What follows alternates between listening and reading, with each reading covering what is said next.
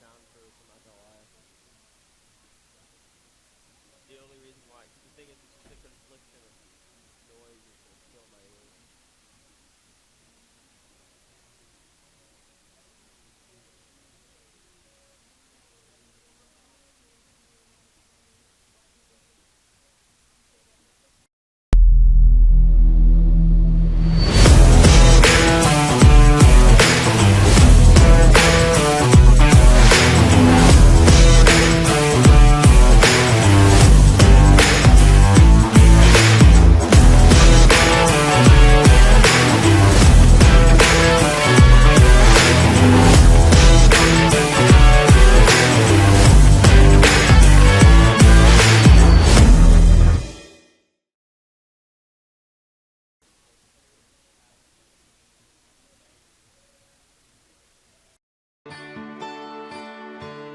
This is the University of Tampa.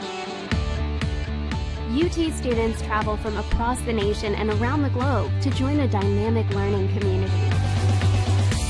There are 150 academic programs, continuing studies for non-traditional students, and a highly ranked graduate school.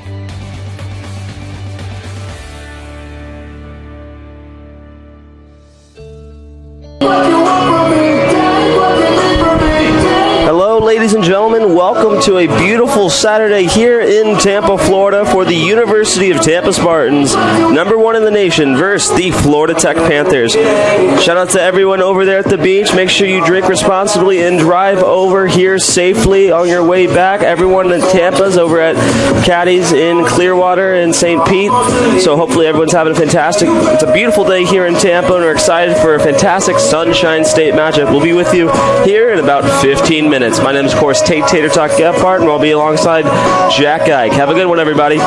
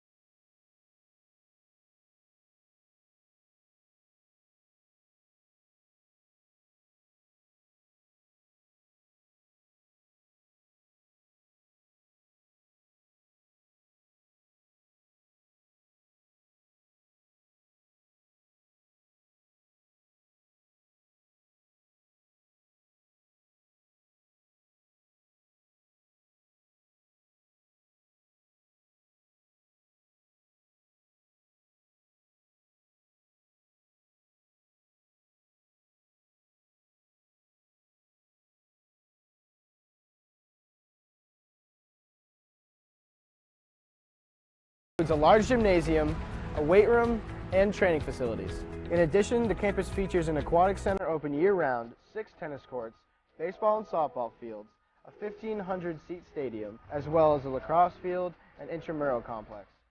Need a break from studying? Head to Falk Theater and catch a play. This 1,000-seat historic theater serves as a home for all major performances made by UT's Department of Speech, Theater and Dance, as well as special guests. This is one of UT's newest facilities.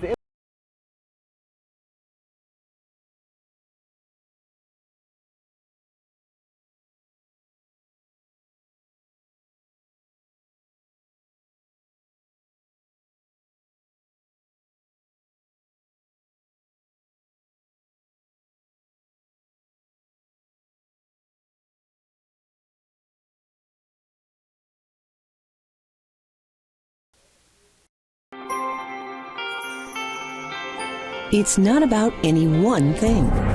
It's about how everything comes together, how it all connects. People. Welcome, everybody, to University of Tampa baseball from Tampa Stadium as the Spartans get ready to take on Florida Tech in Game 2 of a 3-game weekend series. The Spartans 10-2 winners last night, and it's doubleheader baseball today. First game coming up in a matter of moments, and the second game about 4 o'clock. Jack Ike along with Tate Gebhardt. I took that away before you could say your normal thing there, Tate. But we will start with the game right after the national anthem.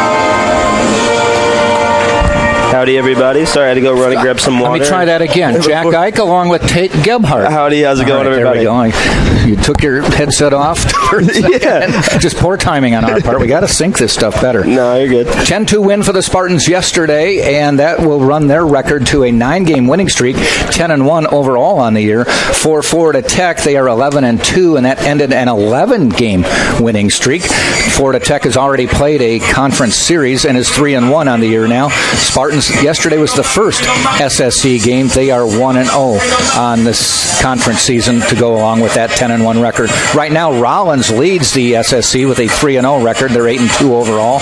Nova Southeastern, just like Tampa, a winner yesterday to go 1-0 in conference, 10-0 on the season. After that is Eckerd, also 1-0, 5-6 though on the season. Florida Southern and Florida Tech are both tied at 3-1. Palm Beach Atlantic 2-2. Lynn 1-2. St. Leo 1-2. Berry and Embry-Riddle are 0-4 on the season. Spartans take the field. Starting lineups for today's game for Florida Tech. They will lead off with number 6, and that is Jacob Newton, and he is a grad student out of Oakville, Ontario, Canada.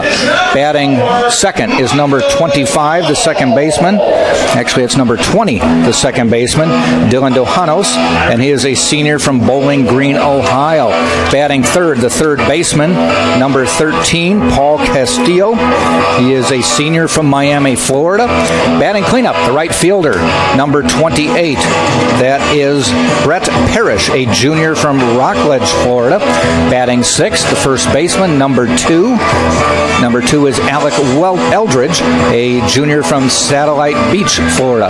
Batting seventh, the shortstop, number 4, Hayden Kimball, a sophomore from Ocala, Florida. Batting eighth, the center fielder, number 22, and that is Sam Schneer. Sam Schneer, I should say, from Boca Raton, Florida. Batting ninth, the DH is Jack Nagy. Number 5, he is a senior from Melbourne, Florida. The Panthers are coached by Jeff Tam in his first year with the ball club. Assistant coach is Kenton Herring. Spartans battery for today's game will have Michael Paul.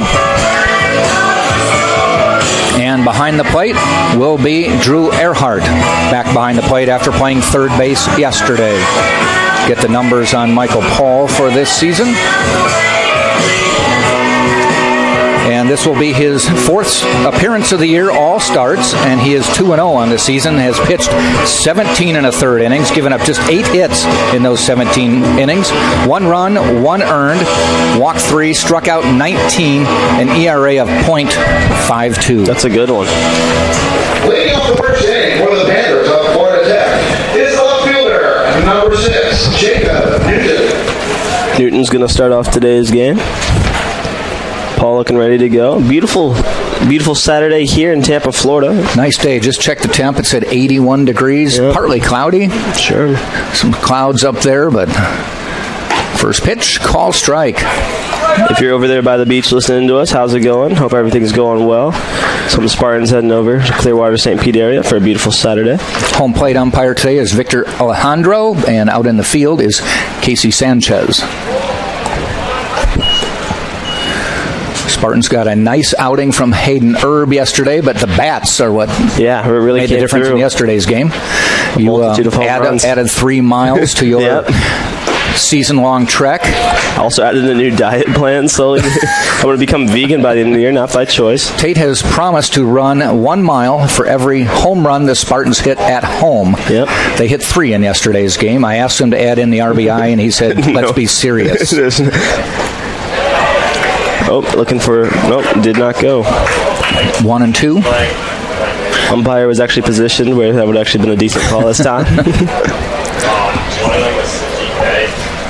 But yeah, I did the math. It's 4 laps around the track for 1 mile, so as of now, I'm going to be doing... You're not just going to pound the streets of Tampa? I could do that. I got to make a little map if we're going to do that, right? Swing and a miss. There's the strikeout. Good start to the day for Paul.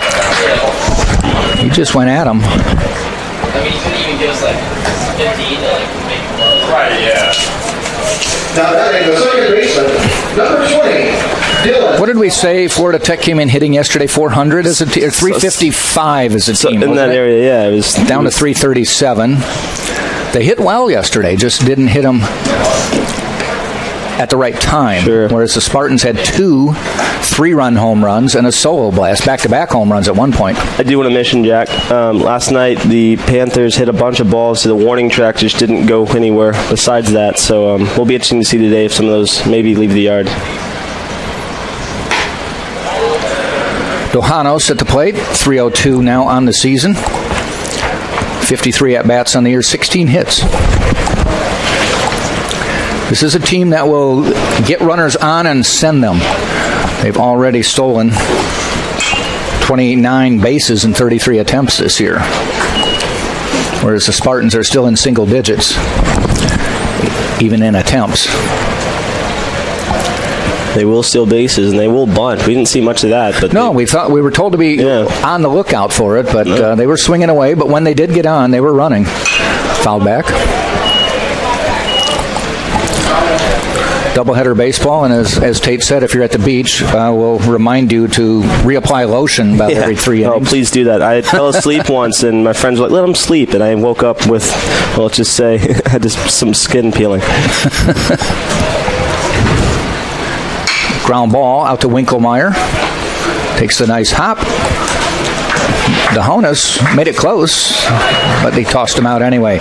Setting the Spartans on the field for you is Drew Earhart behind the plate, Michael Paul on the mound. That's the battery. Dan Sullivan is at first base. Third baseman, number 13. Nicholas Winkelmeyer is at second. Jamarcus Lyons at third. J.D. Urso is at short. The outfield, the same as always. It's Jordan Lala in left, Jose Cadenas in center, and E.J. Cumbo in right. This is Paul Castillo. Strike and a nice curveball. Castillo's batting an even 300 on the year so far. 50 at-bats, 15 hits.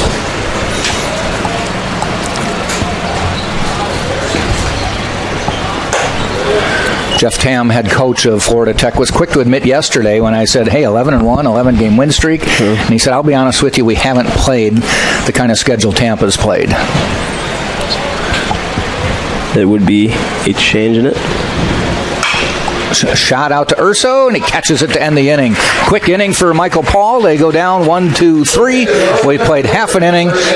Nothing in for Florida Tech. Spartans coming to bat. They will send up Lala Erhard Cumbo right here on TampaSpartans.tv.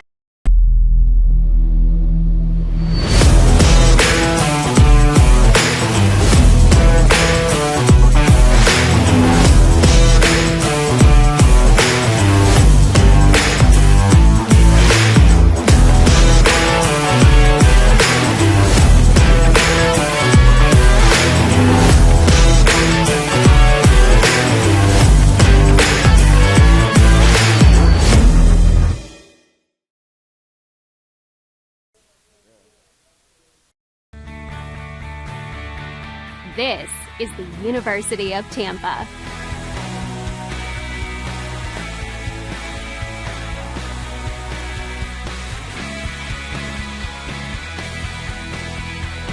Explore your dreams. Discover your talents. Get ready to invent, innovate, and be a leader. This is the University of Tampa. Welcome back to the bottom of the fourth. Tampa. Bottom of the 0. fourth. Yeah, bottom of the first. Don't rush us. Well, yeah, we do want you to rush us through.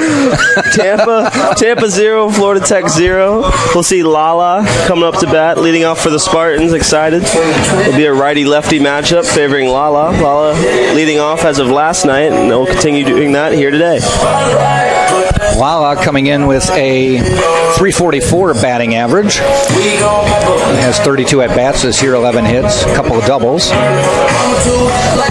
First pitch, base hit to start the game yesterday, and then scored a couple batters later on E.J. Cumbo's 3-run shot. So last night, Florida Tech took a 1-0 lead in the first, and the Spartans rebutted that with a 4-run first inning, and they were off and running from there. Yeah. 4-run first, 4-run third, 3-run home runs in each inning. Sure. I want to talk about something interesting happening over in Tampa's hockey space. So Tampa Hockey, there's a D2 team and there's a D3 team. The D3 team won enough games that they won their championship. So they actually got boosted into the conference bracket for D2. And now the University of Tampa Spartans will be taking on the University of Tampa Spartans. So I can guarantee you the University of Tampa Spartans will win today. Win. So put your money down. Sure. A friend of mine, a big hockey fan up in Wisconsin, where I grew up, texted me about a month or two ago, and he said, "You didn't tell me UT had hockey." And they're good. And I said, "It's a club sport." And they're good. And he said, "Why aren't you doing the games?" And I said, "I got enough going on." Yeah. I used to do University of Wisconsin hockey games. If you ever get the chance, I can definitely hit you up. It is club, but eventually I think they're going to try to make it into an official sport. That'd be great. Years like this helping a lot. If they could just have an ice rink somewhere near here, that would be nice. It's in Clearwater. I'll ask you a few more questions here in a second. But Sure. So they have basically two. So they have a D2 club team and a D3 club team because there's too many people and they wanted to make another one. Well, that's great that the numbers are Sure, big. and they're both winning. So Jordan Lala to the plate for Tampa. They only lost once to Georgia Tech. Mitch Harding on the mound for Florida Tech brings in a 4.30 ERA. This is he's 2-0 on the year. This is his third start. This is his fourth start and fourth appearance. 14 2/3 innings pitched, given up 12 hits, 7 runs, all earned. Walked 7, struck out 12. And as I said, a 4.30 ERA. Talking about the Tampa statistics on batting after this pitch. In the 11 games, Spartans have put up 85 runs. Their batting average as a team is .302. On-base percentage will be at .383. Slugging percentage, .439. And they've hit 7 home runs on the year, 3 coming last night. Tampa had 12 hits yesterday, brought their batting average up 3 points. They were .299 coming into yesterday's game. Lala, first base, fielded by Eldridge. And he makes the play. Drew Earhart to the plate. Third baseman yesterday. Finished at shortstop yesterday. Catcher today. Yeah. For one game anyway. Yeah. Josh Rulai was behind the dish yesterday.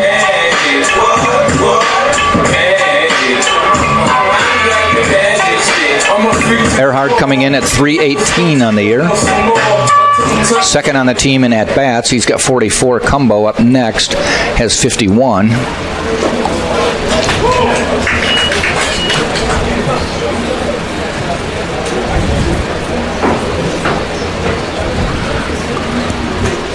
Those are official plate appearances. I would bet they've both been up about the same amount of time, considering Earhart typically number 2 in the order. Cumbo had been leading off, moved him to the 3rd spot. Jordan Lala has been hitting the ball really well, so they thought, let's move him up a little higher, and that's a pretty potent 1, 2, 3, 4, 5, 6. Yeah.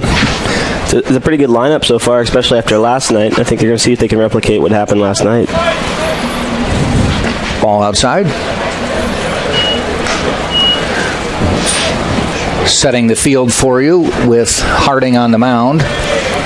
Owens behind the plate. Aldridge at first. Kimball at second. Castillo at third. DeHonos at shortstop with Newton, Schneier, and Parrish. That one is right into the hands of Parrish. Couple moves and 2 up, 2 down.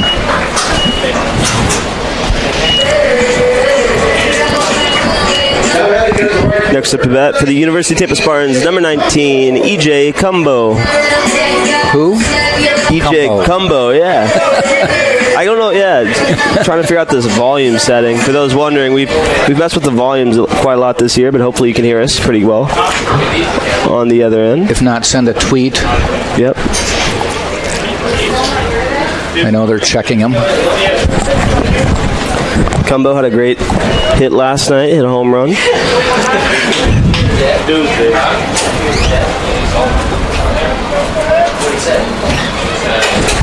Harding winds and fires.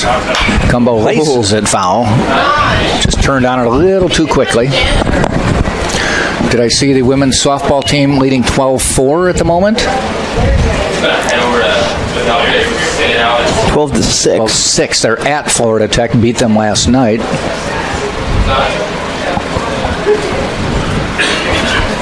They're playing a doubleheader.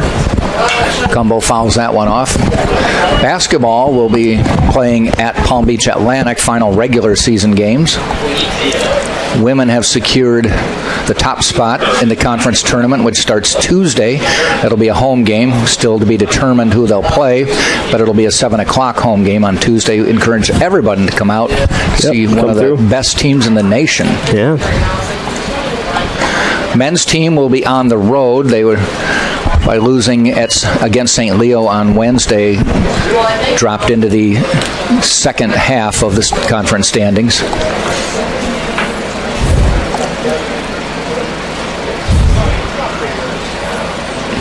That is hit. Look way out. deep. If it's fair, way it's deep. gone, but it is fair ball. Home run. That one was higher than the foul pole. Ladies and gentlemen, that one's hit towards the beach. Yes. I mean, that's on the soccer field if there's no netting there. That was... Heads up on Treasure Island. That was hit a mile, folks. Home run number 2 of the season for E.J. Cumbo with 2 home runs this series, 2 home runs on the season, and the Spartans lead 1-0. The only question on that was it fair? Was it? I mean, that was hit. That could have hit the top of Morsani Hall, ladies and gentlemen. Unfortunately, we have a static camera position, so we couldn't show you. We just have limited space up here and one camera. But it was down the line, higher than the foul pole or fair pole, if you're an optimist. I do want to say that I think it was 2 Saturdays ago, he hit a foul ball that almost went up and over the birdcage, but it was foul, and that looked pretty similar. Just that one happened to hit fair on the netting. That was high. Yeah. Wow. It didn't look like it was coming down. It looked like it was going up. Still upward trajectory. Yeah. You asked me a couple weeks ago if I'd ever seen a home run clear the fence. Both fences. There's the outfield fence where you can see the red or green fence with the yellow bar, but then there's about a 100-foot netting surrounding this whole ballpark. There's parking lots, there's dorms, there's streets surrounding the ballpark, so they're doing their best to limit the damage, hold them in. And the answer was no. I've never seen one clear the fence in a game, though the players have told me, and I saw one clear the fence in BP. Okay. Regardless, that's a poke. Yeah. That was one up the middle on a fly, and it's going right to Schneider to end the inning. Over. So, E.J. Cumbo puts the Spartans on the board with a home run, his second of the year, second of the series. At the end of one, Tampa 1, Florida Tech nothing on TampaSpartans.tv.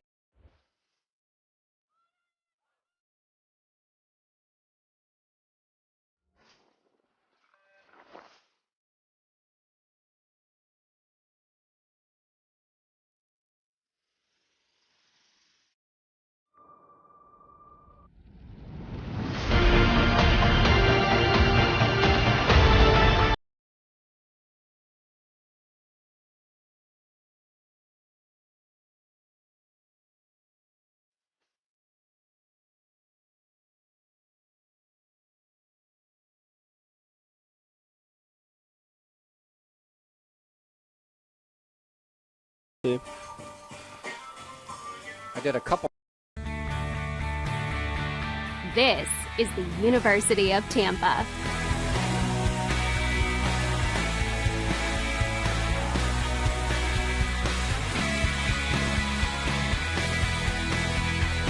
Explore your dreams. Discover your talents. Get ready to invent, innovate, and be a leader. This is the University of Tampa.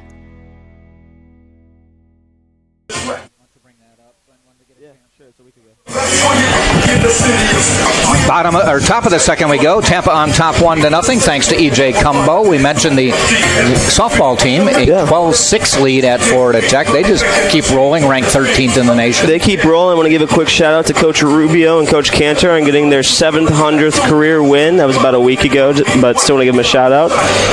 They're doing a good job against Florida Tech here today. I tell you, talk about busy weekends. I think it was maybe last weekend. Softball, baseball, basketball. Yep. Within a couple hundred yards of each other. Swimming wasn't here, too? But it was an all-out. And I knew the lacrosse team was hopping on a bus last week, going somewhere. We're in full effect. If you like sports and you like Tampa Spartan sports, we're right in the meat of it. This is the place to be. First pitch to Parrish. Call strike. So E.J. Cumbo having a fantastic series, first at bat in both games. Game 1 and 2, home runs, That kind of sets the tone. I mean, it tells the pitcher this isn't going to be an easy day for you. No. And you don't want to let a pitcher get into a rhythm, so that's definitely one way to make sure of that. Ground ball out, fielded by Sullivan. He's going to try to run to the base. Gets there in time. One of those no man's land grounders almost, but Sullivan knew he could beat him there. It's one of those dangerous ones for both the pitcher and the first baseman. Shades of Tim Hudson back in the day when he had his ankle stepped on, because you just don't know whether to hand it off or just walk through. So nice job by Sullivan just to carry it on. I mean, they tell the pitcher no matter what, you're going to first. Oh, for sure. If you get called off, you get called off. It was just smart by Sullivan to call him off, because if you try to throw there, it could lead to an injury. Yep. Owens to the plate. Big, stocky catcher for Florida Tech. And he hits one out into center field. Cadena's going. Makes the play catch by Cadena. Wow. Oh, hopefully he's okay. Yeah, he went sliding, made the catch. You know, I'm not a math major, but I'm doing some calculus in my mind. There is like, is the ball going to land before the amount of yards he covered there? Yeah, you make that look way too easy. I thought that was definitely going to drop in the gap. This is a quick one over there. Shades of Casey Scoggins on that. Casey was a Gold Glove winning center fielder here, probably 5 years ago now. We follow each other on Twitter. Nice. I mean, that was where he's standing right now, that is a long ways. Yeah, and he was... a long time. He was shaded just a little to right, but still, he had to move. And if you're Owens, you had one that went to the warning track, and then now you've had one robbed, so... Eldridge to the plate now, first baseman. Sixth hitter in the lineup. That's a ball. Eldridge coming in hitting .409. Two players on Florida Tech hitting over .400 right now. One is Schneider coming up in a Two more batters, and Eldridge, ground ball. Middle. Oh, look at this Fielded play by Urso. Throw Look in at that time. play by Urso. What a play to end the inning. Having himself a weekend. J.D. Urso showing range, does the pivot, gets it to Sullivan, inning over. No runs, no hits, no errors, nobody left. We played an inning and a half. Tampa won, and Florida Tech nothing on TampaSpartans.tv.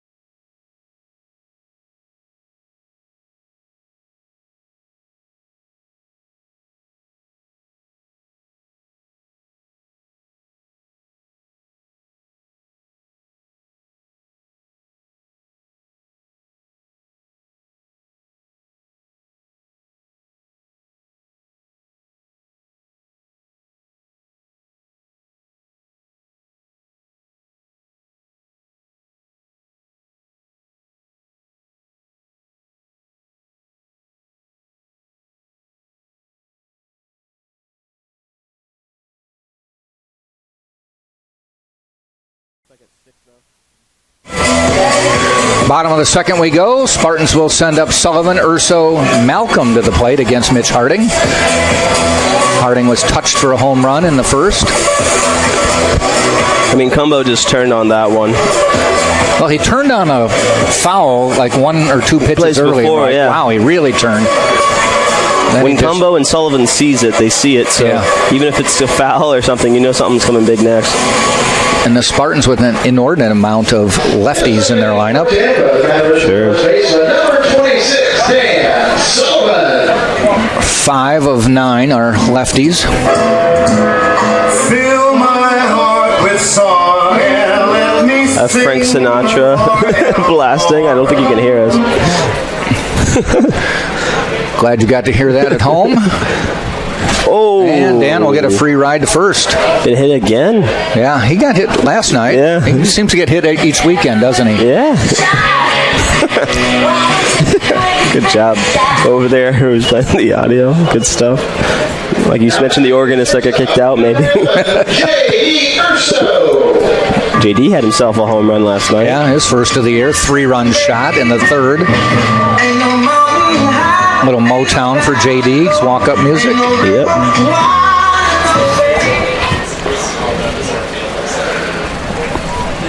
Sullivan probably not a base-stealing threat. Sometimes Joe Urso's playbook is to bunt him across, but he's going to let him swing away. That might stay in play. Giving a good run is not going to be caught. Parrish wasn't going to get there anyway.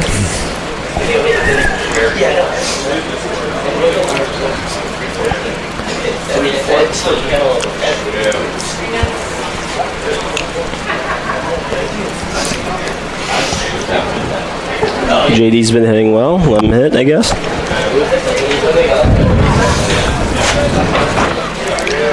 .406 on the season. Oh, nice curve. It was good. So were you saying that first game against Rollins didn't technically count as a conference Not game? as a conference game. Just that's fairly typical. Okay. Just because you want to schedule a game, but you can't. Sure. No, I was just find confused someone. how that works with them being just in the designated non-conference. Yeah. Foul back. So we could have technically done like Eckerd for the first game of the year, but it just wouldn't have been it would have been non-conference. Yep. Okay, cool. I think they've done that before. Up until this weekend, the Spartans had played nothing but Peach Belt Conference teams. So we were joking that Tampa is leading the Peach Belt Conference. They were 8-1 after 3 series. Oh, that's it down deep. The line. Does it That's stay it fair? deep. It is foul. Oh. Bouncing just one hop to the warning, or one hop into the wall. I mean, he turned on that one too. Well, after Cumbo did that, he then hit a home run. Sure. JD's really... He's seeing the ball well. Yeah.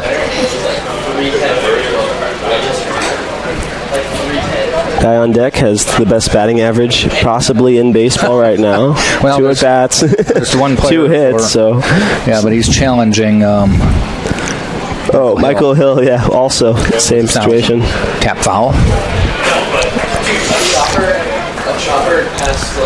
John Malcolm earning a shot in the lineup today with a nice base hit yesterday that landed about a half-inch fair. Tampa softball heads to the top of the 7th, leading 12-8. They only play 7 folks, so you get 3 outs. It'll be ball game for game 1 over there in Melbourne. 0-2, ground ball out to second, fielded on one hop by DeHonos. Turns it, that one gets away. Urso gets second base automatically. I think if it hits the fence, went into the behind the dugout. So they do get the force on Sullivan, but now Urso will be on second. So in effect, he sacrificed him over. I guess so. For a faster base runner. It's a weird way of doing it, but it works. John Malcolm to the plate. The aforementioned 2 at-bats, 2 hits this year. Make it 3 for 3. He'll probably drive in a run. JD hit almost into a double play, but he did hit that ball hard nonetheless. Malcolm is a 6'3" sophomore from Detroit, Michigan. Went to Vanderbilt, Country Day High School in the Detroit area. That's Urso on second. Malcolm steps out.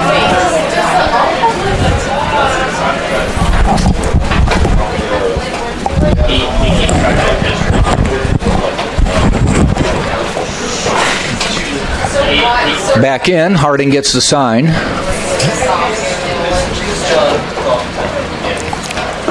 Curveball, strike. Urso's quick, so a single will probably score him.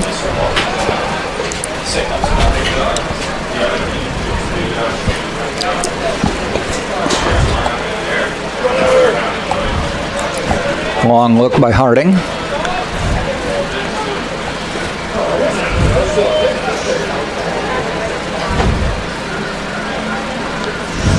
Malcolm, that is maybe in the gap between left and center. They're not going to catch it. Off the wall, at the base of the wall. Urso will trot in with a run, and Malcolm to second, and he's 3 for 3 on the season. Have yourself a start to the year, John Malcolm. 2-0 Tampa. That one hit the base of the wall.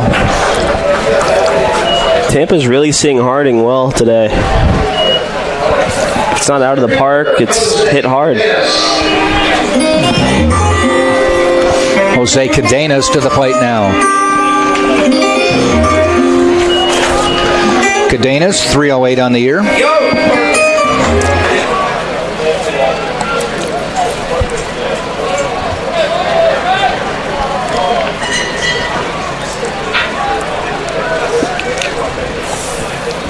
Should add John Malcolm does have 2 walks on the year, so he's been on base 5 times in 5 at-bats.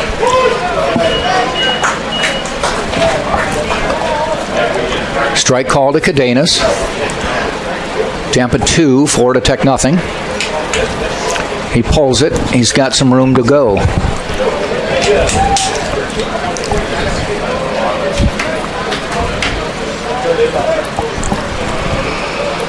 And he sends it out to shortstop. Fielded, bobbled. They should send him. Malcolm's going to score, and he'll be in standing up. That's an RBI. I'm assuming will be an error. Not on the error. Not on the error? Nope. Kimball with the error. Tried to backhand it. 3-0 Tampa now. True, because if he was rounding third before the error occurs. Yes. Winkelmeyer had a home run last night. Yeah, he went back-to-back off after JD. Sure. And now Joe's having a discussion with the umpire. I'm looking to see what they're doing. They're looking down the baseline, it seems like. And now the umpire's checking some notes. Oh, I think pinch runner? Yeah. Oh, you remember last night? He might have hurt his leg. I'm assuming that. Can he come back in? How does the pinch run rule? Does it work like an MLB where they're out for the game? I don't know. I think you're out for the game. That's what I would assume. That's good. Oh, that's Jose Cadenas. That's not even. Yeah, Winkelmeyer was last night. We hurt his leg. That was Cadenas. You remember he dove in the outfield? That's what. Yeah, probably, on the first play. Yeah. On that catch. Yeah, I'm assuming that might be why.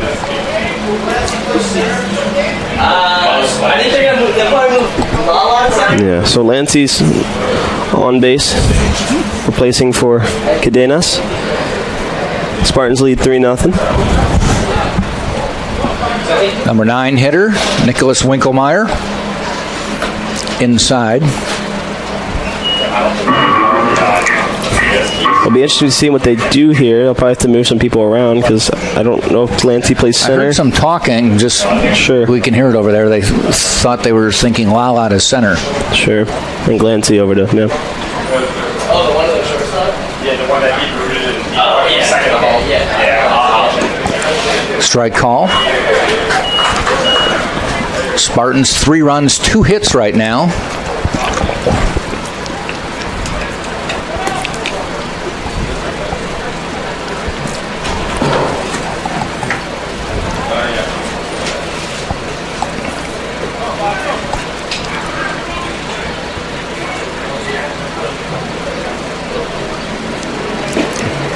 Another curveball. This one does not get the count. Or the call, I should say. We've mentioned this a number of times this year. Spartans will make you pay if you screw up. 2 errors so far into this game. Yep. Throwing error moved Urso to second. And then Malcolm comes up and hits one to the base of the wall, scoring Urso. Then the next batter. Ground ball to short. And they booted that one to bring in a run.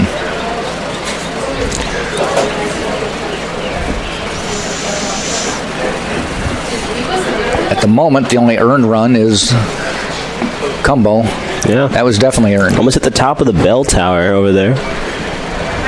Name this shot. 2-2. Go to first. Quick pickoff.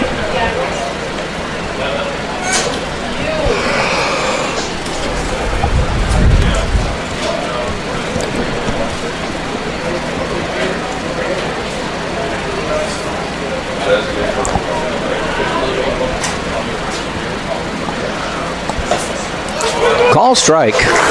Painting the corner. Good job there by Harding. Harding not really pitching all that bad, even though the score is 3-0. He's only given up 1 earned run, which is that home run. The 2 errors not helping. Brings Jordan Lyle out of the plate to lead off. Started the game for Tampa. Hard hit to first base, but fielded cleanly.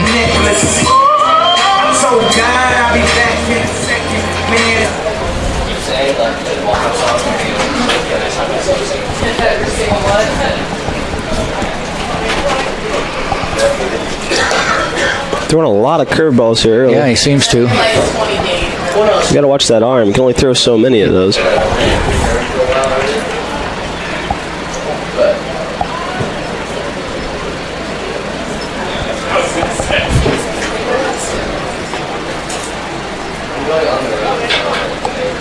One-zero pitch. 2-0.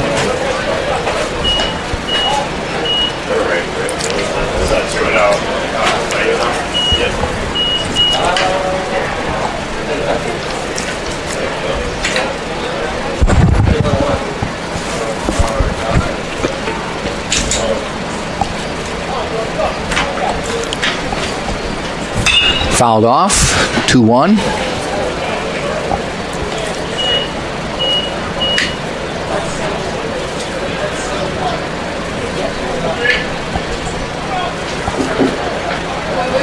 Down there the other day, we remember how nice Eckler's baseball field is.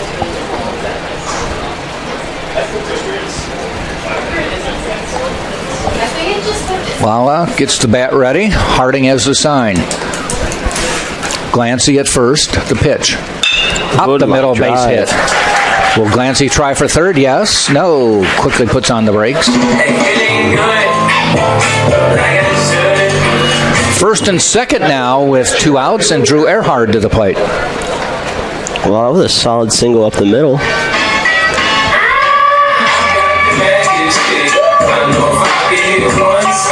Two-out rally with number 2 coming up. Mr. Drew Earhart. His second at-bat of the game.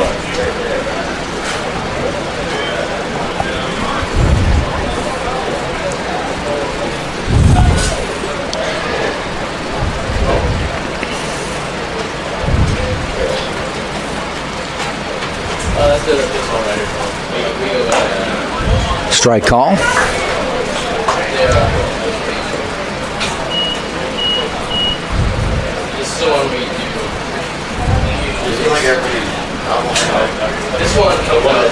Drew flew out to right field his first time up.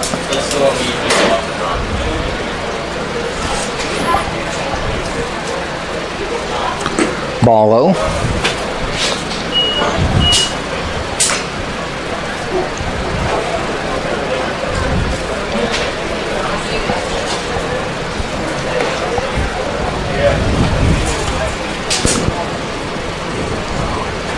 Seems to be an even split of Florida Tech and Spartans fans here at the ballpark here today. Yeah, good contingent coming up to cheer on the Panthers. 1-1. And he chases Glancy back.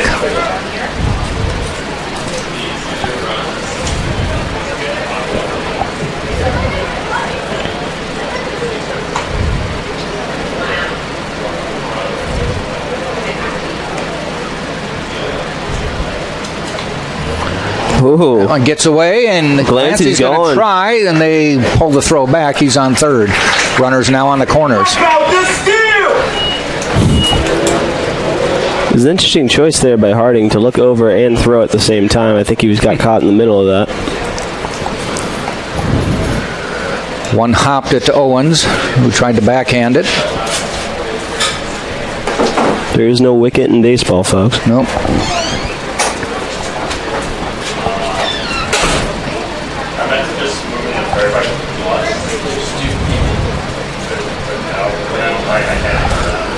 Two-one pitch, popped up. They'll have a play with 2 outs. Runners are moving. It's going foul. Eldridge is there, makes the catch to end the inning.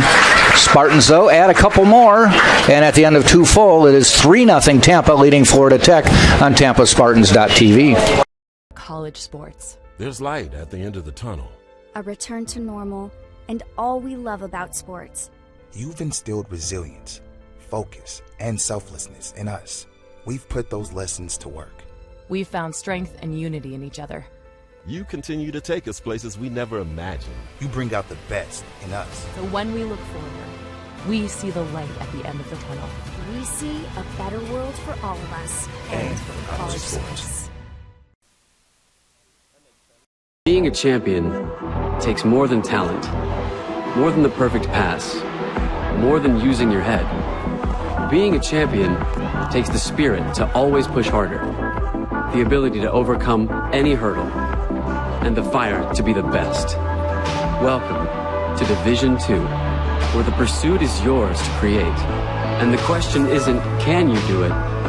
It's, will you?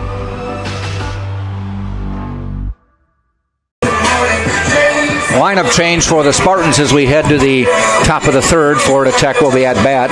Luke Glancy, who came in to pinch run for Jose Cadenas after Cadenas singled, will move into left field. Jordan Lala will move to center field from left field, and E.J. Cumbo will remain the right fielder. So, Tate, as you mentioned last night, Cadenas dove. It was earlier. It was today, yeah. I was confused with the other one. He's always diving. He's always diving, but he dove and it made a dive, and you said it looked like he didn't pop up quickly. Yeah, he didn't pop up quickly, and maybe toughed it out through the inning. And after that hit, just something was wrong, and Coach Urso pinch ran for him. They made the move as soon as he got to first base, so it's probably a smart idea. Signaled to them.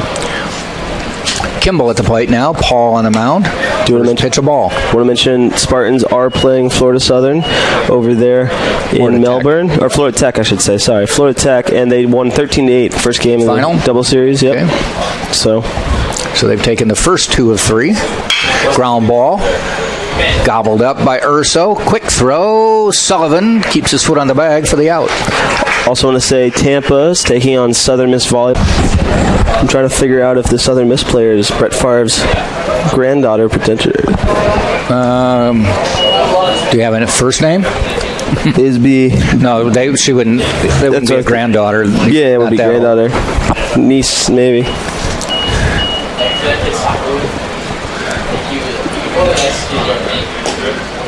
Believe it or not, though, it's a common name down in Kiln, Mississippi. True. That would make sense why, too. But his daughters are athletic.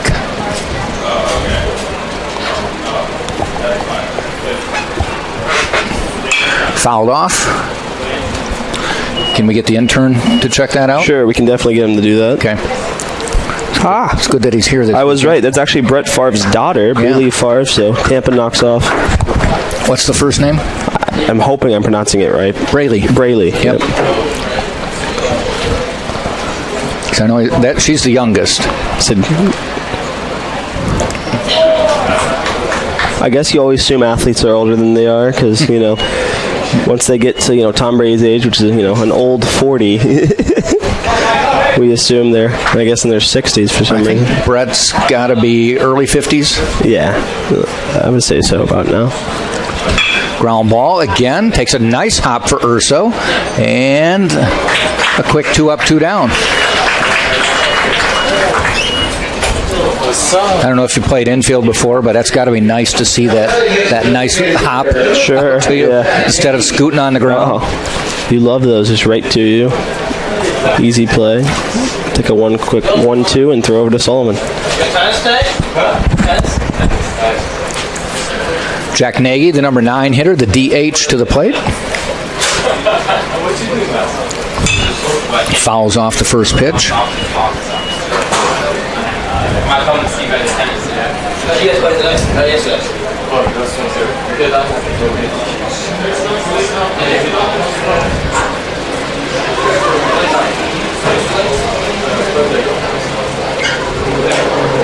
Just missed the corner. 1-1.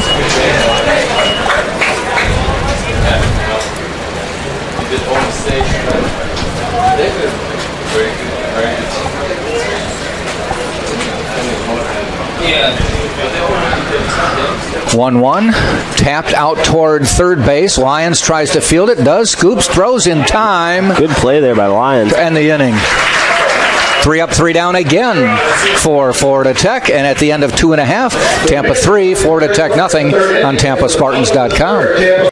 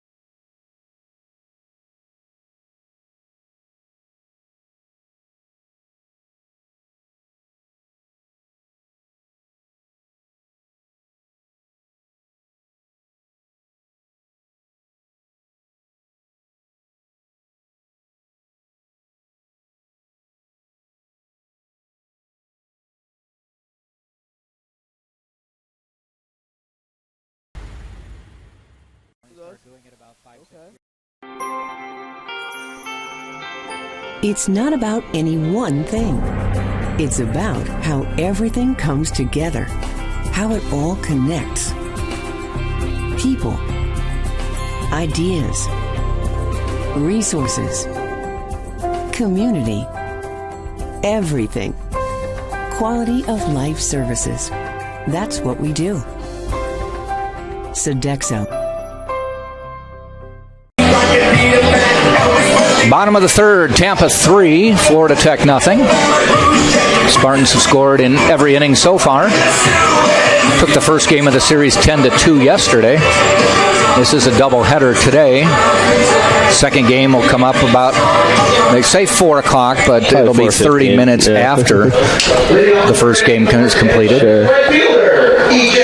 Players got to get their PB&J between innings, between games. I always go peanut butter, and then I put a banana on it. It's good stuff. For the potassium. Yeah.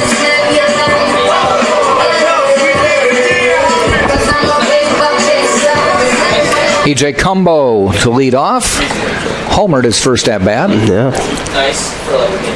He went almost hit some people over there who are eating some salsa rico studying here on a Saturday. Yeah, that would have landed in the track easily without.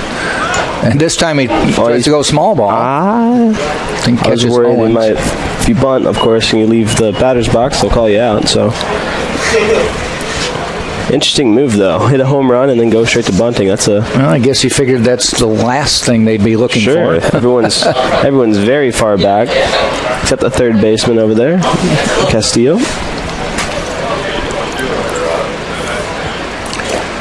Looking to swing, but they say it hit him. Apparently it hit him on the foot.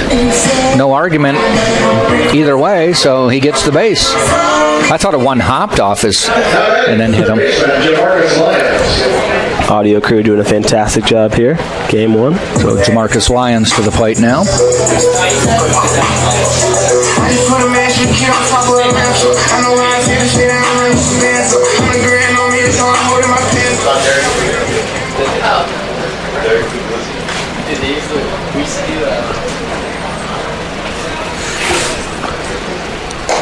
A little bit inside.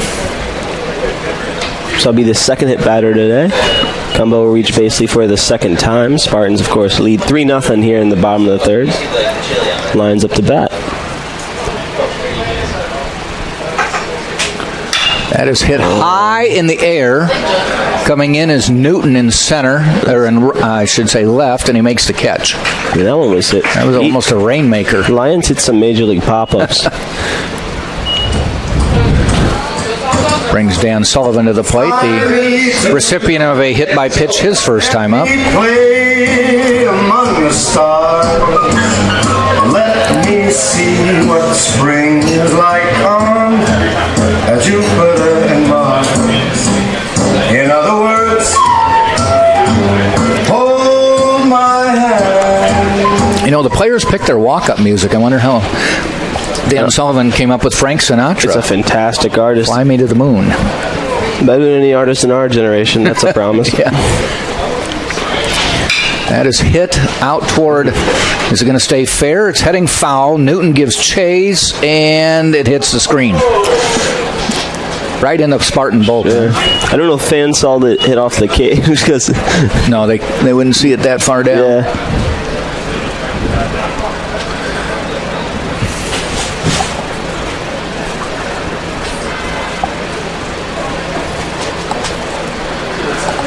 So Cumbo back to first, Sullivan back in the box, and Harding gets the sign.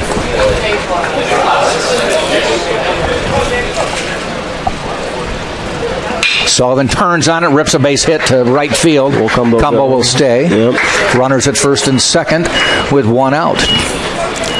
J.D. Ursos, who's been swinging a hot bat, comes to the plate. Be interesting to see with 1 out if they want to bunt him over, let a J.D. hit. He's been hitting the ball hard, so.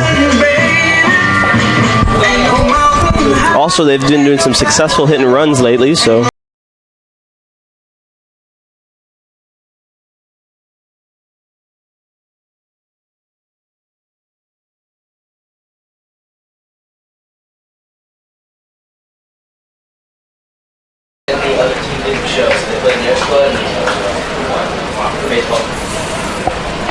Harding in the stretch. So, you should be here. Urso turns on it. That is deep, way back, near the wall, leaping. You can kiss gone. that baby goodbye. 3-run home run for J.D. Urso, his second 3-run home run of the weekend, and the Spartans now lead 6-0. Hoist the sails and ring the bells, ladies and gentlemen. Urso goes yard. Man, can he turn on it when he gets around on it. I'm going to be running for years, Jack. I tell you got to add the RBI. No. Come on. No. There's no come on. No, the way they're hitting home runs now, I think I'll do my fair share. You're a little cocky there the first couple of weekends. I was doing great, and now it's all coming. Now you're thinking, do I enter Gasparilla? How am I going to handle this? I'm going to find a way to do it. I'm just going to 6-0 Tampa. Marathon runner by the end of it. And multiple home run day today. John Malcolm to the plate. He hit one to the base of the wall in center his first time up. This is getting a little scary, Jack. Wasn't it a single home run by E.J. Cumbo to start off? The 3-run home run for Urso, so Winkelmeyer needs to hit one for it to be back-to-back days with that happening.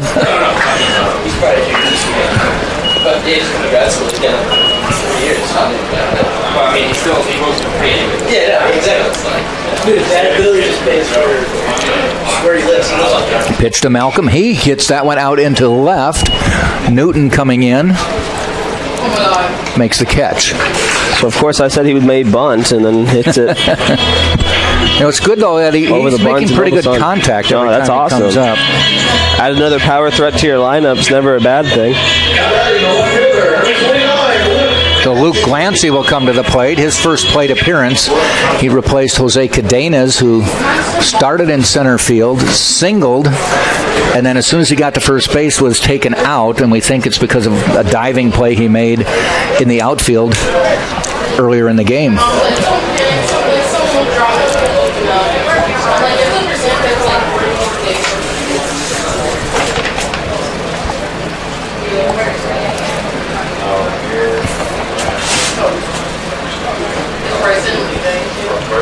Clancy right up the middle. Does it get through? Yes. Base hit for Luke, the grad student from Andover, Massachusetts. Nice hit there by Glancy. Get through the middle.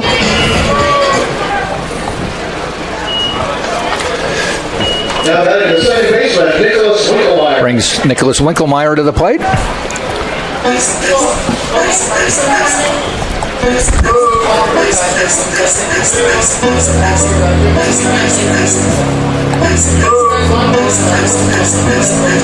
No pitchers warming up in the bullpen for Florida Tech. Still going with Harding. Outside on the first pitch to Winkelmeyer. Spartans have put numbers up every inning. Started with 1, then with 2, now 3 in the third. There's a trend, but I don't know if it'll continue. It's usually how numbers go. My main thing is I control all my cars. Everybody has the opposite. I just my gas is expensive. I don't feel like driving. I'm now going to want to go to the beach every weekend. We're going to let it. Literally, I've been here for 3 years. I think it's like twice. Ball high. Again, a pretty nice crowd here today. Yeah. People made the tricks. See a lot of fans eating Twizzlers. Don't know if that's a hot seller here today, but we need to do some market research. Oh. Shout out to my market research teacher there. 3-0 pitch. Takes all the way. Called strike. Know how to do that now. Thank you, Professor Lunt, for that marketing research. But yeah, I can never eat the black licorice ones. Those are the ones that could never manage to get. I know, but that also thing is like, I would not drive. 3-1 pitch now. Up the middle. Does it go through? Yes. Another base hit for Tampa. Turn. He looks like he's turning, trying to throw him off. Will there be play 3? There will be. And heading to second. The throw. They got him. Close play there at second, but nonetheless. Now, question is should he have tried for second? I guess no harm, no foul there with a 6-run lead. Might tell him to be a little more cautious next time. Regardless, the Spartans do pick up 3 more runs, and we have played 3 full, 6-0 Tampa on TampaSpartans.tv. Champions know how to seize opportunities. When they see moments of greatness unfold right before their eyes, they push as hard as they possibly can, and then they push harder. Because the heart of a champion never settles, never quits, and never stops giving its all. We are champions. We are Division II. We go big, we give it everything we've got, and we win. On the field, on our campuses, in our communities, for our causes, in our careers. We rise to become champions in everything we do. We are Division II, and there are no limits here. We make our time count. We set our own path. We become champions on our terms. It's time to up your game, because we're here to play and learn. But most importantly, we're here to discover ourselves, our vision, our heart, our drive, to achieve every goal we aim for, because we want to be champions at the highest level, life. At Division II, the opportunities are here. Are you ready?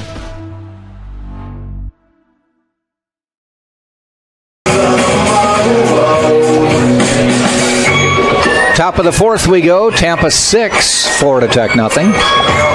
Tampa has scored in every inning. Yeah. Newton, the leadoff hitter, will lead off. Probably shouldn't say anything, but 9 up, 9 down so far.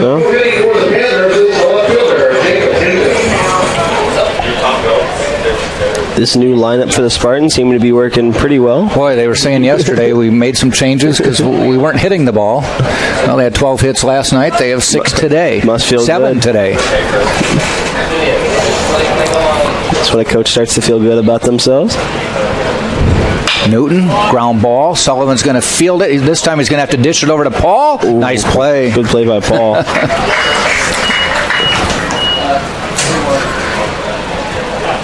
The one thing a pitcher needs to do, and you know this as well, is run up when the line. You don't run to the bag. No. You run up the line. You run to the bag. Parallel. You run through. Yeah. Otherwise, you have to be able to see the ball coming at you. And he did a good job there. Then it's a matter of catch the ball, find the base. I would assume it's harder for lefties to be doing that. But depending on reaching over. Because if it was pushed this way, then you have to reach back. But yeah, definitely run up the line for any young Spartan fans listening. Yeah, about 5. Somewhere near the cutout, maybe. Yeah. Maybe before it. Yeah. But you want to run parallel so that the first baseman has a target. The Honos shows bunt, called strike.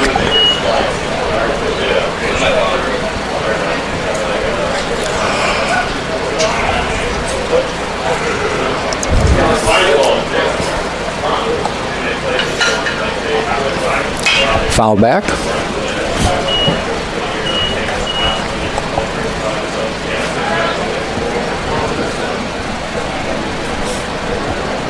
DeHonos grounded out to Winkelmeyer his first time up.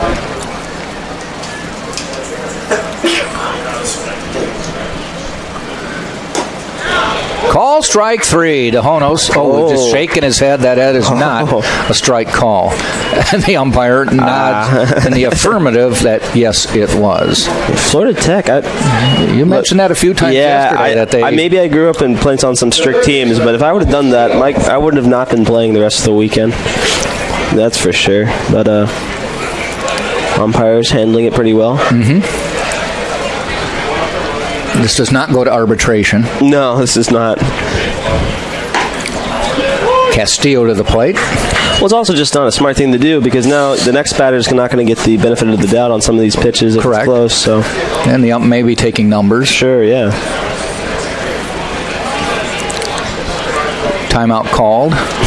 Good fake pitch there by Paul. Michael Paul. I know they always tell pitchers if they take a timeout and you're in the windup, just finish the windup. You can hurt your arm that way because you'll stop.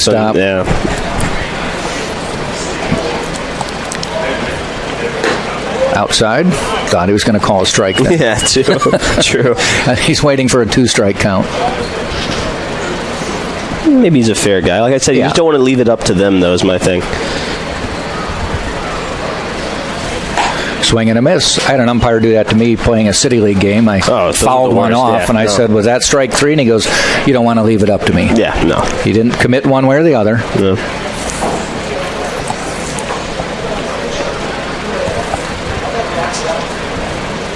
Fouled back.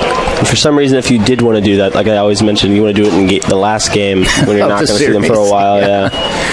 Hope they forget about you. Sure. That they go to another town next weekend. Sure. Not that they hold grudges, but yeah.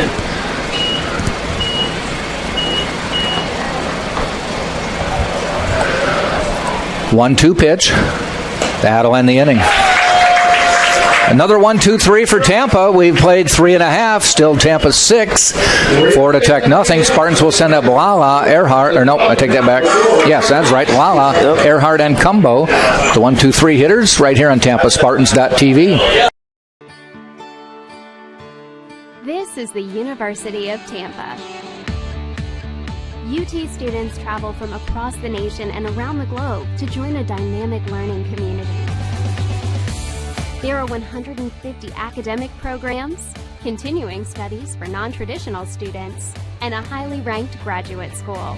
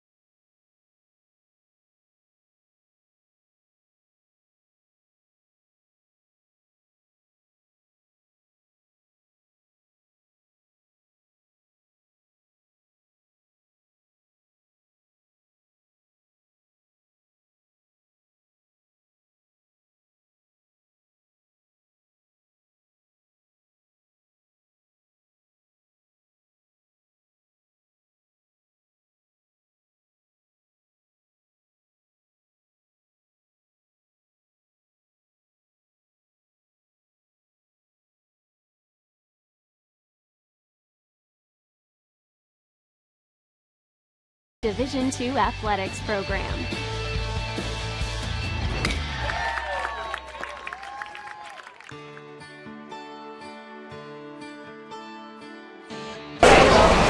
Jordan Lala strides to the plate for Tampa, now playing center field for Tampa today after Jose Cadenas exited the lineup. Sure. The 18th ranked Tampa women's basketball team is start off against Palm Beach Atlantic. Mitch Harding on the mound. Lala shows bunt, pulled it back. Yeah, it was like, it was weird because like he was our only fun at 21. Again shows bunt. Again out, a ball call. This one outside.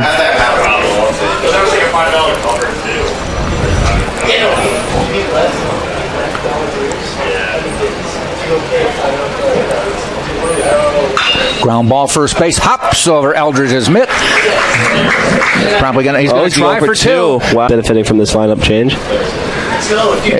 If our intern is still here, could you have him check on how many home runs Urso had last year? Sure, we could do this. There's a base hit. That could bring in a run. Joe sending him.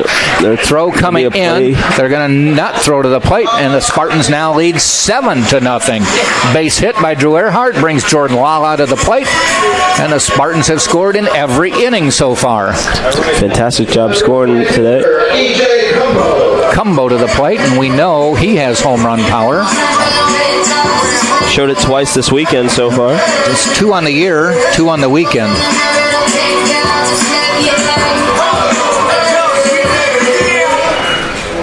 But still, nothing in the bullpen. Nothing, no. Wonder what the strategy behind that would be. Cumbo with a nice pitch called strike.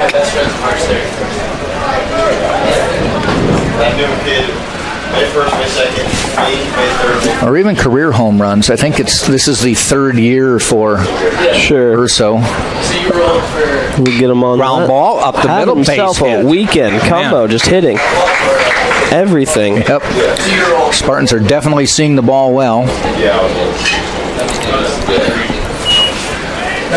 Bring Jamarcus Lyons to the plate. I mean, really, the only thing I could think, the reason they have Harding out there is to eat innings at this point. Yep.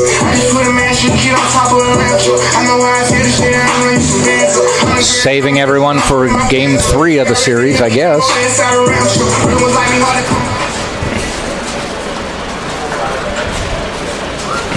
I would think at some point, even if you don't want to use your more valuable pitchers, give someone a chance. Yeah, just get some reps. For some chance to get out and pitch in a game. Yeah, if you're already down 7-0, you're gonna wait for Game 3 to try to make it a game.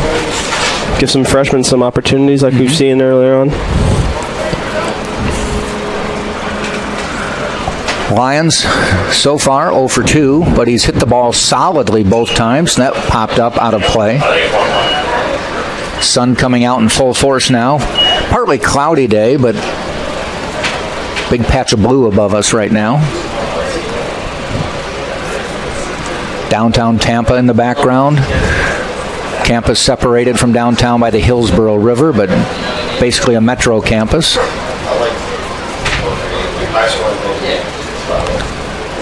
1-1 on the way. Call strike. Well, JD doubled last year's home run total. You were mentioning he had 0 last year. So he's well over last year. Yeah, for sure. And how many games? They didn't play a full schedule last year. No, they did not. It looks he played 26. Okay. Looks like they played 29 and scored 210 runs. Spartans are almost at the 100 mark with, I believe, 8 more runs today. They'll be there. Swing and a miss. Lyons goes down swinging. Brings Dan Sullivan to the plate.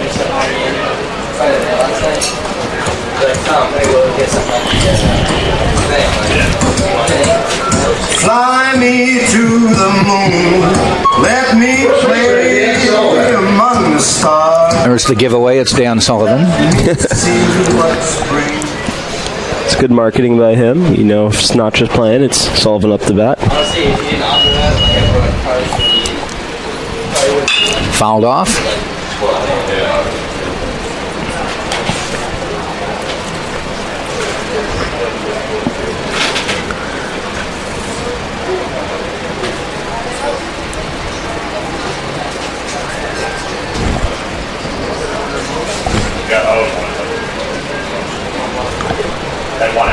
Earhart in second, Cumbo first, Sullivan at the plate, and Harding readies. Curveball strike. Urso on deck for Tampa. Be interesting to see how he handles it.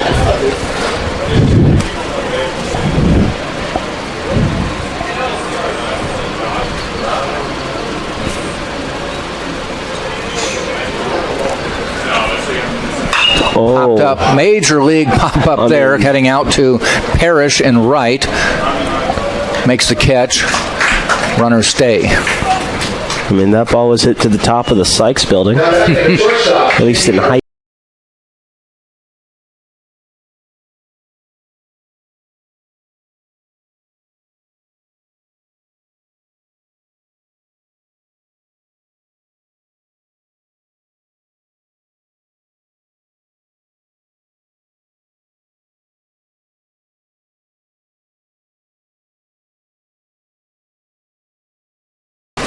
I do that all the time. I just say that. Dude, well, TJ already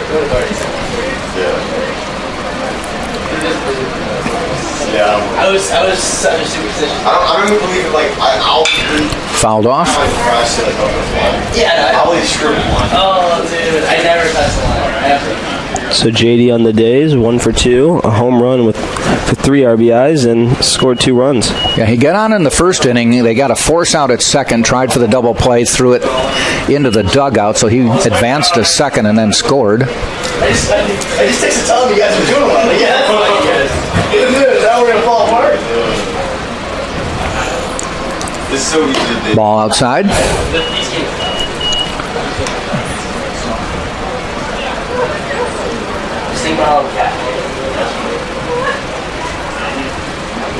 Oh, $10 an hour. Hey, what? Dude, when I started, it was $8.50. So I'm spoiled though. Yeah, back home. Popped up, shortstop backing up. That's Newton on the grass. Ends the inning. Spartans, though, put another run on the board. Now leads 7-0 after 4 full right here on TampaSpartans.tv. I am an NCAA student athlete. And I pledge to be a champion of unity On my team, on my campus, and in my community. I pledge to embrace differences and strive for inclusion and collaboration. I pledge to stand against racism, hate, and discrimination. I pledge to strive for love, care, and forgiveness. I pledge to stand against silence, deceit, and obscurity. I pledge to strive for dialogue, truth, and understanding. I pledge to stand against fear and doubt. I pledge to strive for trust and belief in one another. I pledge to stand against complacency and stagnancy. I pledge to strive for change and growth. I commit to supporting my fellow student athletes in all circumstances that impact them. I commit to both choosing unity personally and encouraging it for all. I pledge these things because we are stronger together. United as one.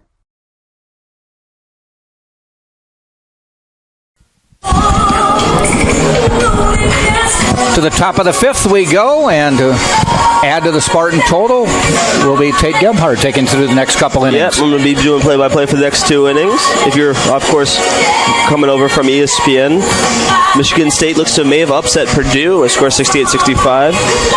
And Michael Paul will be still pitching out there for the Spartans on the mound. Tampa, of course, leads 7-0 with a plethora of home runs. One coming from Cumbo and a 3-run home run.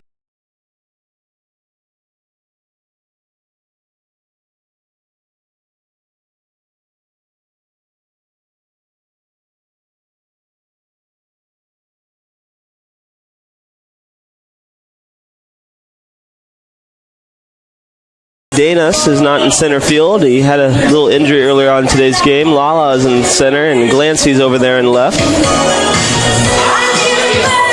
Coming up next for Florida Tech will be number 28, Parrish. 0 for 1 on the day. Looking to change that around right here, right now.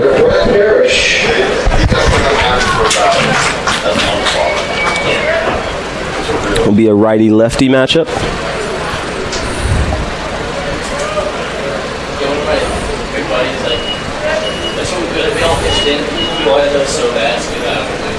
Paul struck out 3 so far, through 4. First pitch will be a ball outside, 1-0. Now, Jack, we do see a righty warming up there in the Florida Tech bullpen. Can't get a number, but sure we'll probably see a new pitcher next inning for the Panthers. Paul with the pitch. Ball outside will be 2-0. You know, Jeff Tam may have just said, I want him to go 4. Yeah, sure. And it makes sense. You just get through. And you also learn a lot, especially in a bad outing. So, it makes sense. 2-0 pitch from Paul. Fouled off. Be 2-1. Paul's been efficient. First 4 innings, pitch count of 40. I mean, that's, get through innings in 10 pitches. Those are some video game numbers. Making efficient work of the Panthers so far. But he's letting his fielders. Sure. Pitch, swing and a miss. He's sitting at 2-2.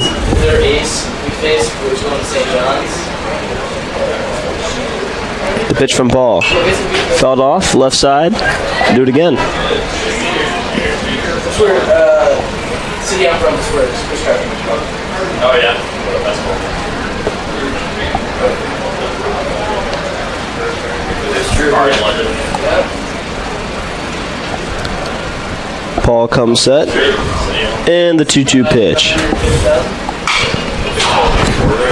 Pop-up hit over there to Winkelmeyer. Winkelmeyer seeming to be under, and he is, and that will be the first out here in the top of the 5th. I want to get soccer up front, obviously hockey. Not for high school sports, probably hockey anymore, but I don't know if Mine. not as much. It's more football. Now batting the catcher, Dylan Owens. Next up to bat for Florida Tech will be Dylan Owens.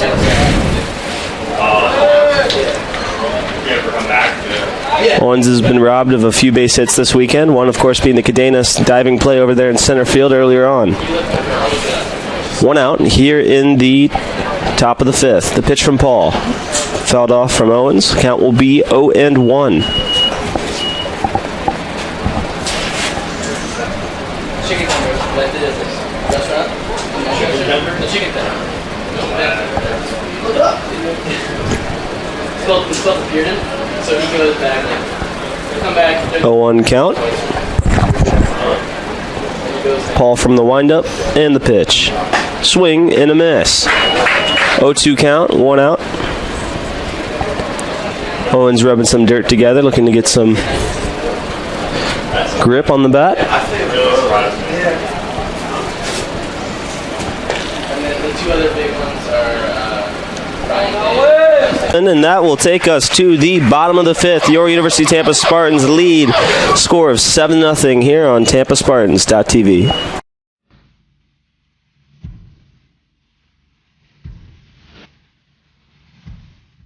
Just another ordinary day at UT.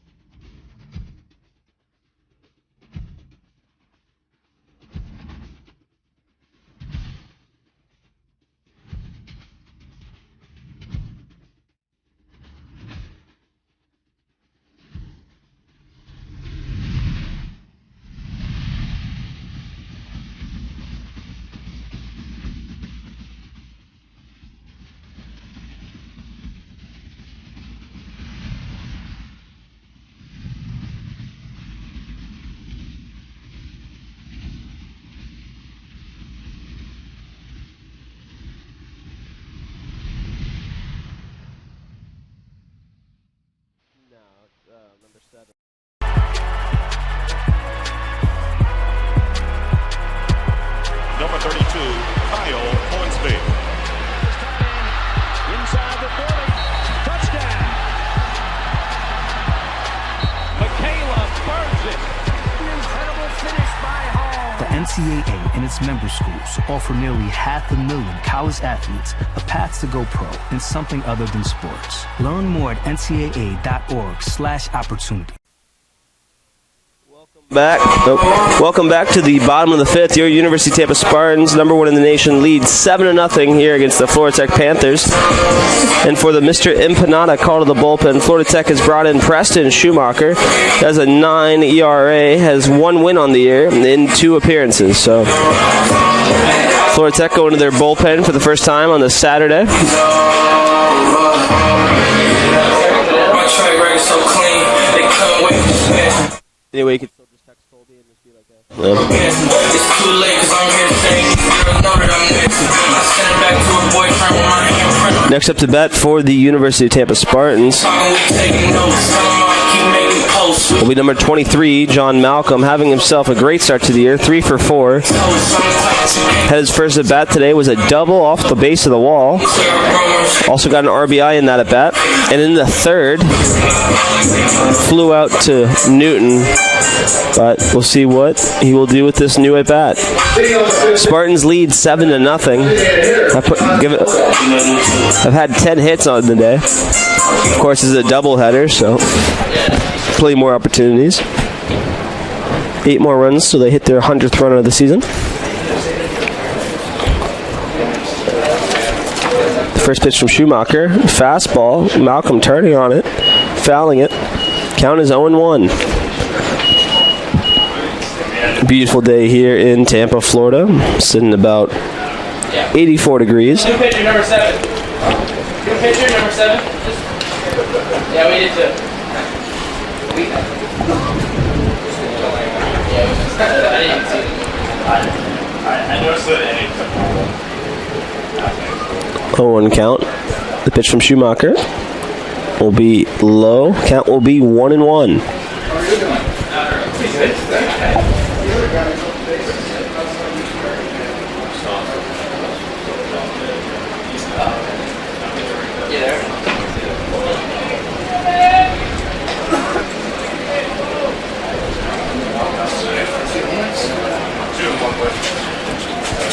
One count.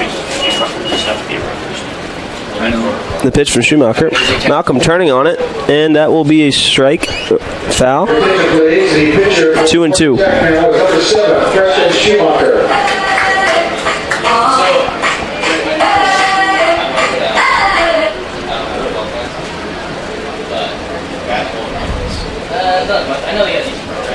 The pitch from Schumacher. Malcolm's turning on it. Foul again. We'll do it over again. 2-2. I grew up, I was like 8. I was like, I'm going to these guys. So, yeah. And then I was going to go there, but they didn't give me money. 2-2 count. Schumacher comes set. The pitch from Schumacher. Just missing outside. Count will go full. As I was mentioning, beautiful day here in Tampa, Florida. Tampa hitting all over the ballpark here today. 2 home runs, one by Cumbo and one by J.D. Urso. Malcolm swinging and missing, and that will be the first out and first strikeout for Schumacher here in the bottom of the 5th. Next up to bat for your University of Tampa Spartans, number 29, Luke Glancy. Had a strong hit up the middle earlier on in the 3rd inning when he came in for the injured Cadenas. Hopefully he's okay, but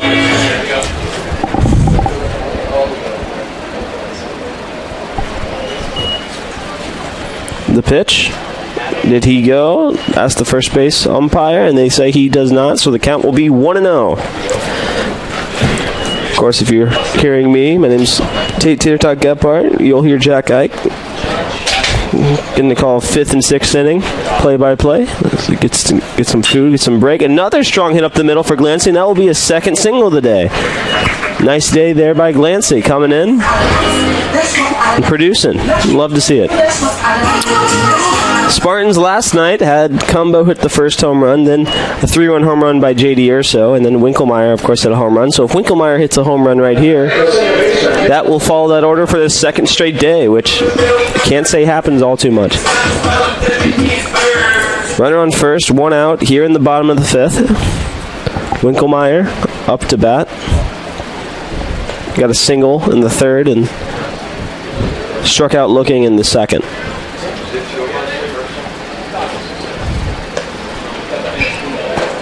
Umpire and Winkelmeyer talking. I'm assuming discussing what I don't know what they're discussing. Nonetheless, a 1-0 count. Runner on first.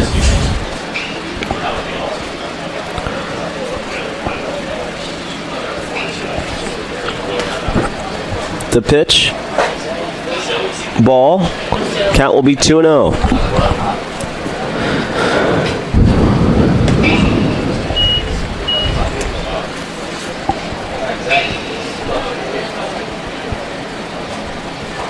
Throwing over to first.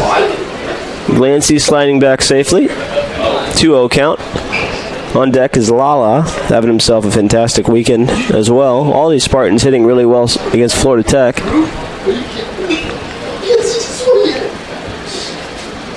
was 30 seconds before it was 2-0 count.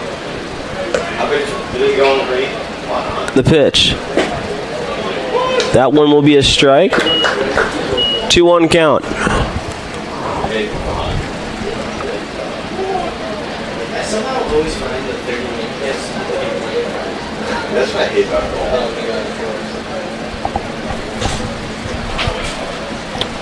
The pitch. Ball outside. Count will go to 3-1. Clancy on first, Winklemeyer up to bat.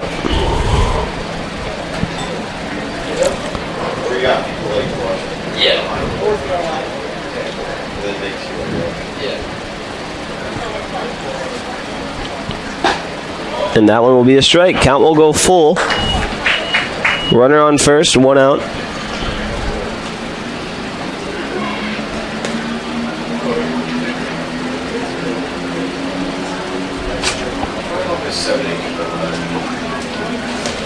Pitch from Schumacher. Going is Glancy. Another fantastic hit and run by the Spartans. Glancy's pushing for third and looked like he'll be there standing. Winklemeyer will stay at first. He tried to go to second last time. He did that and got thrown out. So learning from past mistakes.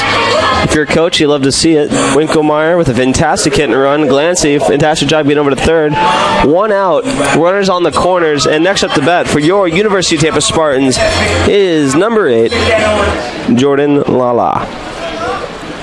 Lala on the day is a single and a double. Also grounded out.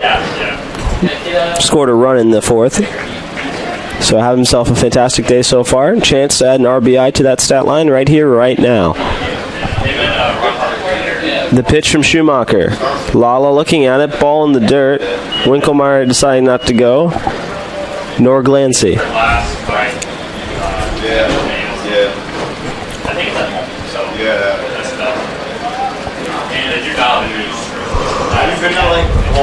It is a 1-0 count.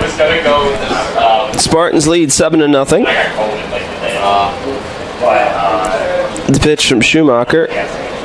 Lala looking at it. Spartans have produced 12 hits so far today to only Florida Tech's 1, so it's been all Tampa. Tampa hit double digits last night, looking to do the same here today. The pitch from Schumacher. Lala swinging, a big swing, and missing, but can afford to do so. Only be the first strike in his at-bat, 2-1. Runners at the corners. Schumacher comes set the pitch. Lala, did he go? Umpire calling it a strike, so we'll go to 2-2. University of Tampa women's basketball is leading 25-16 with 5:51 remaining in the, I believe, second half. The pitch from Schumacher. Pitch outside will go full. Runners at the corners, so could potentially walk the bases loaded here. Schumacher's only given up 2 hits. Hasn't even been through past a third inning of work. Going is Winklemeyer. They're looking for maybe a play at the plate, but will concede a run. Spartans will now lead 8-0 here in the bottom of the 5th. Lala will add an RBI to his total here with 2 outs in the bottom of the 5th.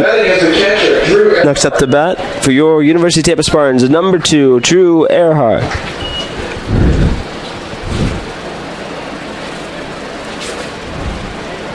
One for 3 on the day. Got a single in the 4th. That was an RBI.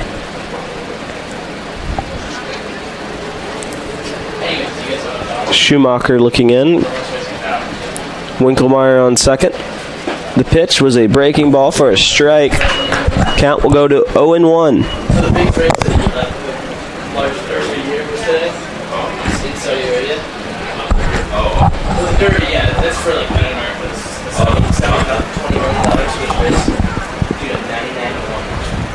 Schumacher. Time called by the umpire.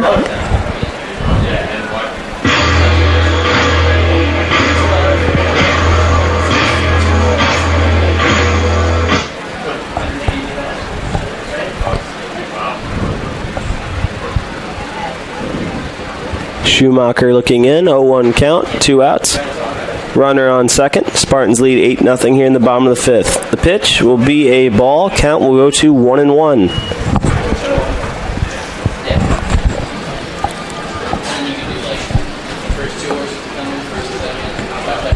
One count. Schumacher taking his time, coming set.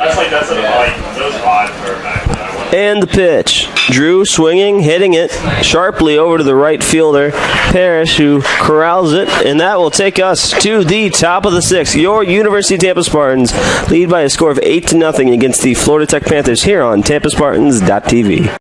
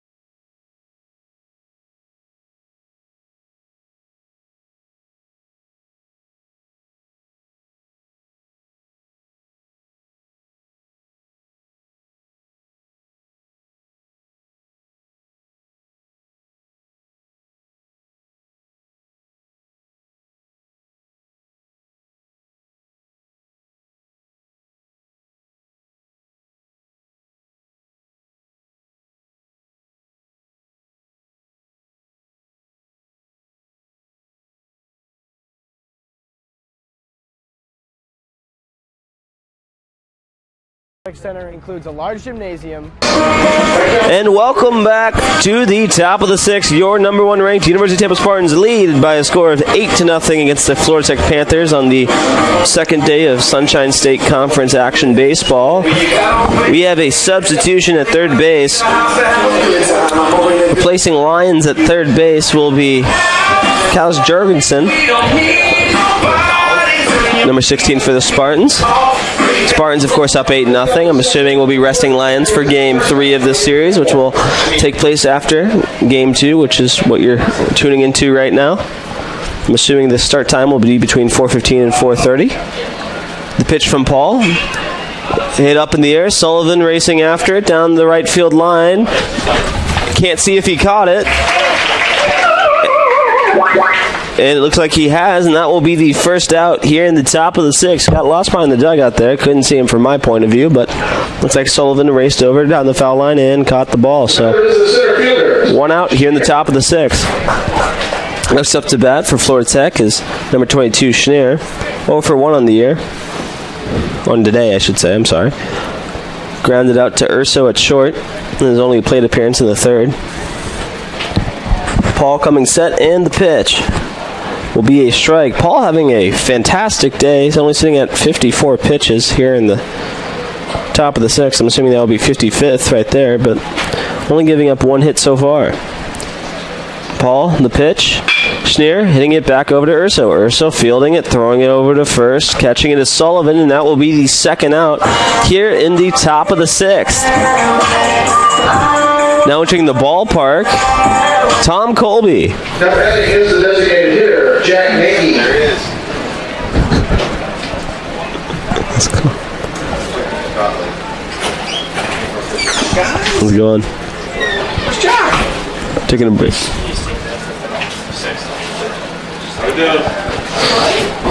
Paul coming set, the pitch. Half swinging is Nagy, who is the 9th batter in the Florida Tech lineup. Second at bat here today for Nagy. In the 3rd inning, he grounded out to what was Lyons at third base. Of course, Jorgensen over there at third.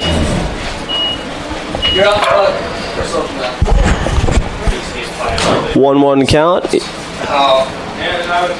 Paul. The pitch. Curveball that got over the plate, and that will be a base hit down the line. Lancy racing after it, throwing it. Just getting it over to third. Trying to keep it a double.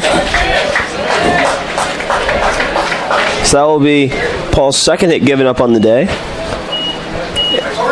And that will be Nagy's first hit. It will be a double.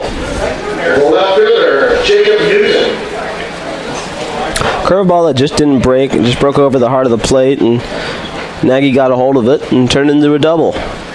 Florida Tech's first opportunity to score. I believe first runner in scoring position on the day. Just saw that Jason Tyon from Starbucks. I saw that. Jorgensen That's something. over there at third. The pitch from Paul. Swing and a miss by Newton. Newton 0 for 2 on the day. Struck out.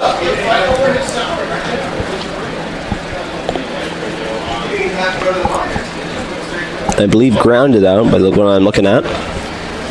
Top of the 6th. 0-1 count. Spartans lead 8-0. Runner on second. Florida Tech looking for their first run of the day.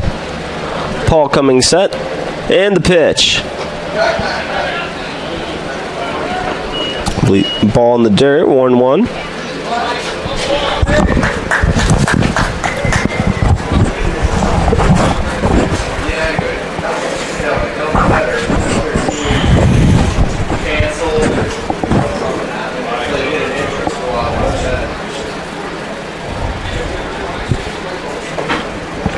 Paul coming set, 1-1 count.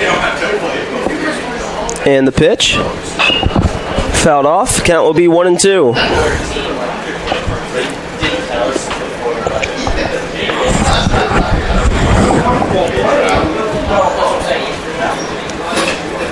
Paul touching the rubber, looking in.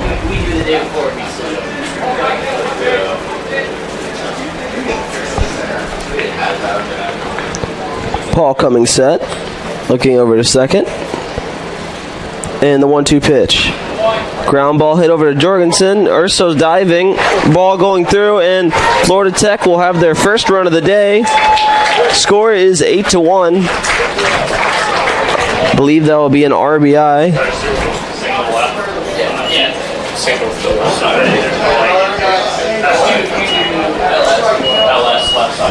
I believe there by Newton. Just barely getting past the third baseman, Jorgensen. The second baseman, Dylan Dohanis. Next up to bat for Florida Tech is Dohanis. 0 for 2 on the day. But RBI single there for Newton. In the second period of the second quarter of the 4-quarter game in the women's basketball game, Tampa Spartans lead 40-22 against Palm Beach Atlantic at Palm Beach Atlantic as they head to halftime. 1-0 count. Paul looking in. Newton taking a lead off first. Paul coming set. And the pitch. Ball just outside. 2-0 count. 2-0 count.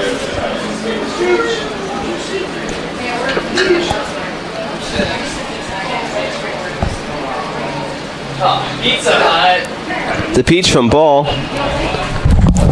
Pizza is pizza.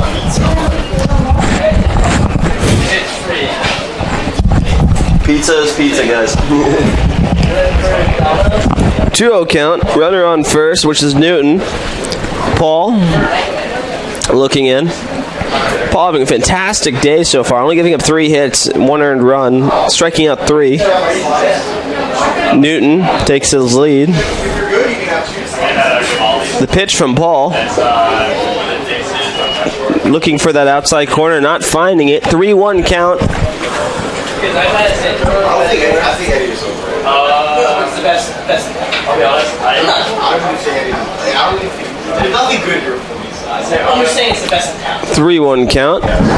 Paul looking in, coming set. And the pitch from Paul. Newton is running, throwing his Earhart, and getting him out at second, I believe, would be Earhart, and that will take you and me to the bottom of the 6th. Your University of Tampa Spartans lead 8-1 against Florida Tech. Florida Tech putting up 1 there in the top of the 6th. Oh, he's safe at second. I thought did I not just see him throw? I thought he gave him the... Okay, folks,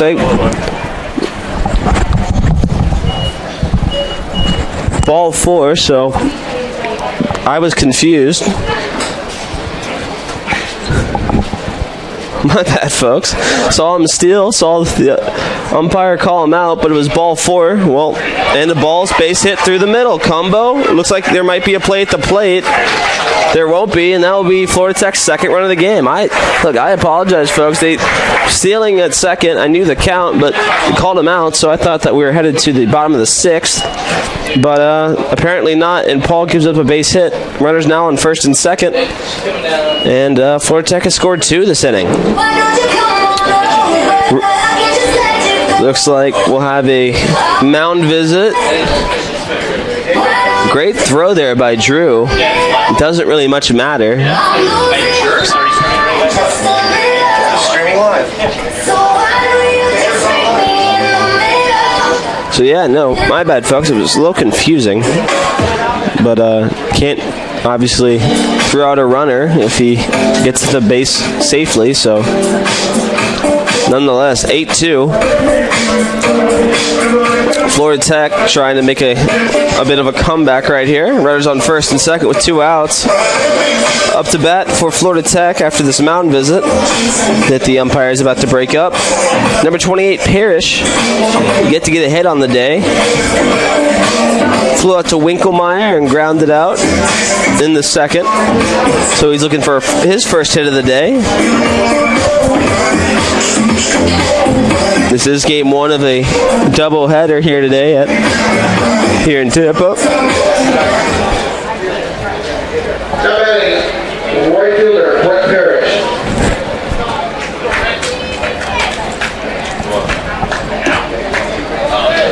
So 2 outs, 8-2 ball game here in the top of the 6th. Florida Tech scored 2 so far here in the 6th, looking to make it more right here. First pitch to Parrish will be just outside. Count will be 1-0.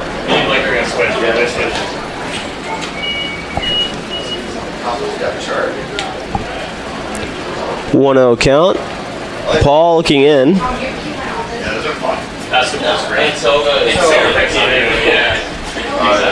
the only person signed up for Tuesday is Brandon.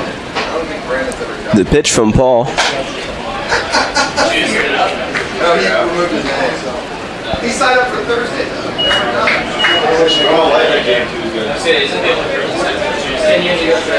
He's not signed up anymore. Yeah, on Tuesdays I'll just pay. Did you see it? 2-0 count. I thought it was some random. Paul coming set the pitch. Looping ball that's going down the left field line and foul. Count will be 2-1. Couldn't tell if that might have fallen no man's land. Nonetheless, 2-1 count. Parrish looking to make this a closer game than it currently is.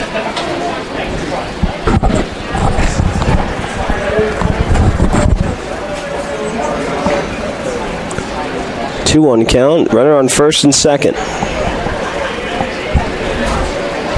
Paul looking to just get out of this inning. Parrish looking to extend it. We'll find out what happens right here.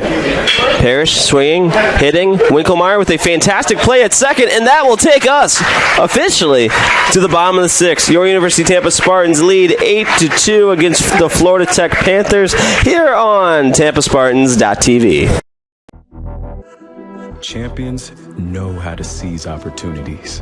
When they see moments of greatness unfold right before their eyes, they push as hard as they possibly can, and then they push harder. Because the heart of a champion never settles, never quits, and never stops giving its all. We are champions. We are Division II.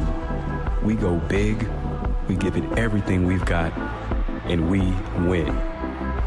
On the field, on our campuses, in our communities, for our causes, in our careers. We rise to become champions in everything we do. We are Division II, and there are no limits here. We make our time count. We set our own path. We become champions on our terms. It's time to up your game, because we're here to play and learn. But most importantly, we're here to discover ourselves, our vision, our heart, our drive, to achieve every goal we aim for, because we want to be champions at the highest level, life. At Division II, the opportunities are here. Are you ready?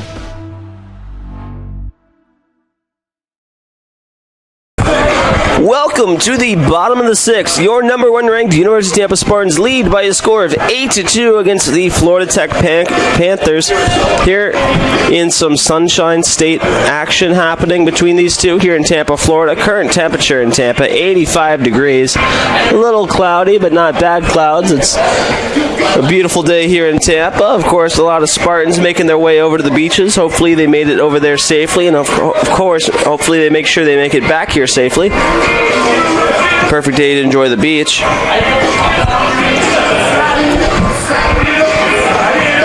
Looks like we will have a new catcher for the Florida Tech Panthers. Number 24, Josh Ford. Not to be confused with the Ford Fortune over there in Detroit.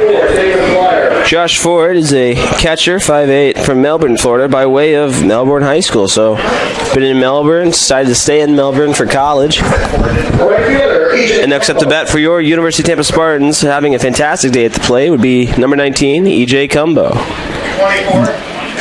First pitch will be a ball inside. Cumbo hit a massive home run in the first. Was hit by a pitch in the third and got a single in the fourth. So having a fantastic weekend, but even a better day here today.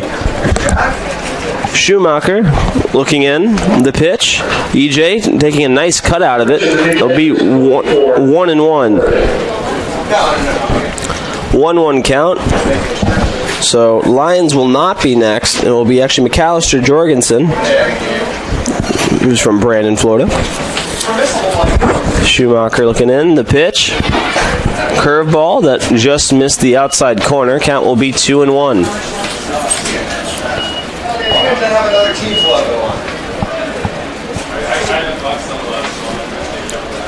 So new catcher there for Florida Tech. Schumacher looking in. Pitching it. Hitting it is Cumbo.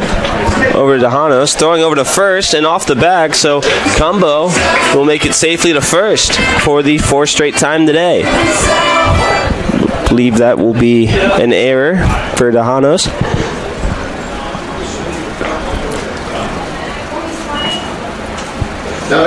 Waiting to see the official scoring. They give him a base hit. 13th of the day for the Spartans. McAllister Jorgensen up to the plate for the Spartans. Cumbo takes his lead. Schumacher remaining in the stretch. The pitch will be a strike. 0-1.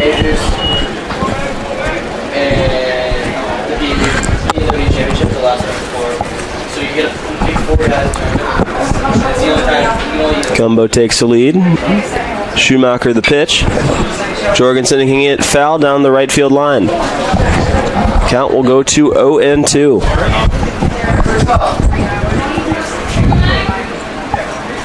Sullivan on deck for the Spartans.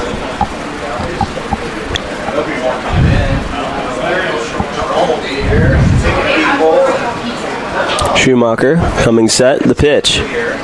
Curveball. Outside will be a ball. 1-2. Sorry, it's in the budget. We can afford it. Schumacher coming set. The pitch. Schumacher hitting it. Foul. A left-handed pitcher warming up in the bullpen for Florida Tech.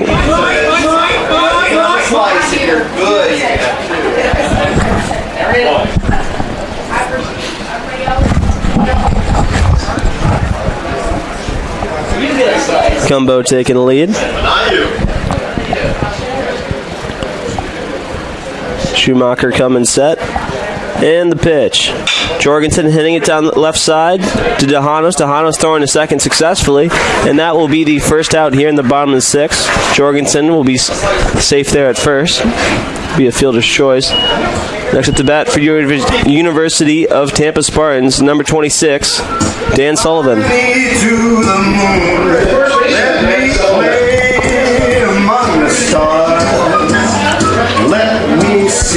Sullivan on the day was hit by a pitch in the second.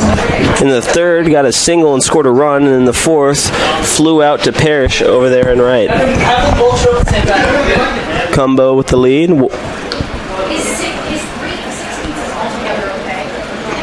The pitch, swinging and missing is Sullivan, taking a big cut there. Everyone gets 2 pieces. Diet starts Monday. Schumacher comes set, pick, throwing over to first. Jorgensen sliding back safely. Yeah. 20 beers each. Say something.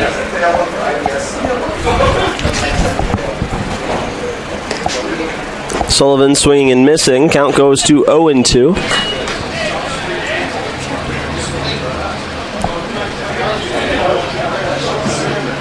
Sullivan was leading this squad in home runs coming into the weekend, but then Cumbo with a pair of them has tied him for the team lead in home runs.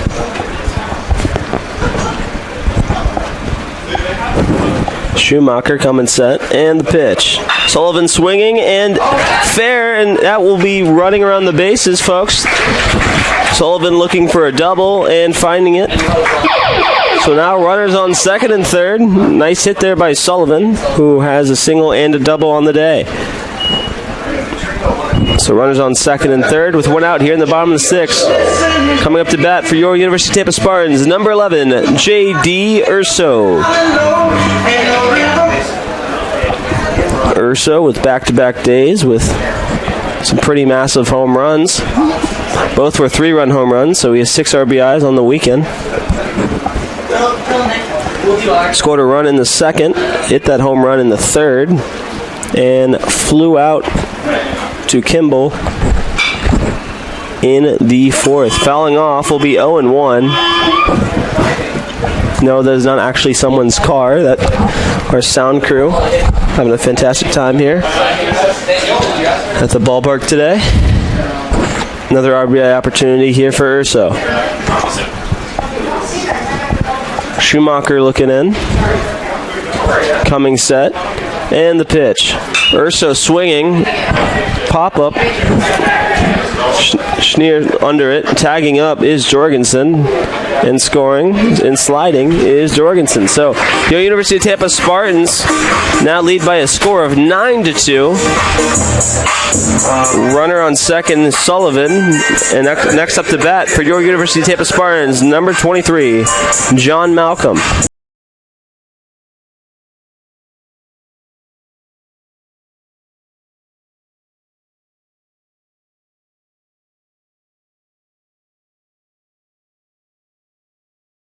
For 3 on the day. Looking to make it 2 for 4.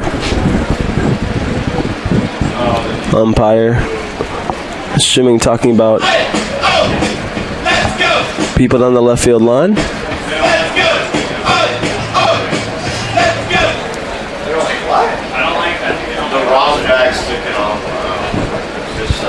I believe the umpire is asking to move the rosin bag. I'm assuming not to confuse any outfielders of a baseball, but nonetheless. Ball in the dirt, 1-0. Sullivan over there at second. Malcolm looking for an RBI. Already has one on the day so far. Was a double in the second off the base of the wall. He ended up scoring a run. In the third, he flew out to Newton over there and left, and then in the fifth, struck out.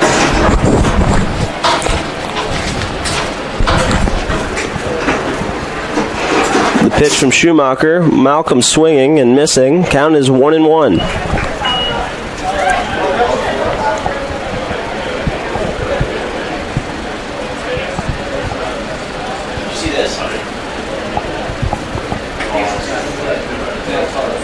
Schumacher looking in.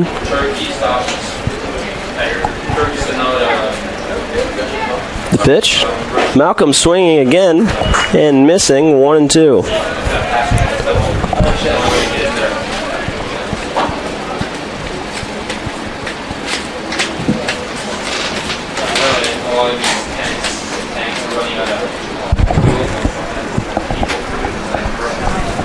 One, 2 count. Sullivan taking his lead. Schumacher coming set. And the pitch. Malcolm swinging and missing for a third straight time, and that will take us to the top of the 7th. Your number 1 ranked University of Tampa Spartans lead by a score of 9-2 against the Florida Tech Panthers here on TampaSpartans.tv. This is the University of Tampa. UT students travel from across the nation and around the globe to join a dynamic learning community. There are 150 academic programs, continuing studies for non-traditional students, and a highly ranked graduate school.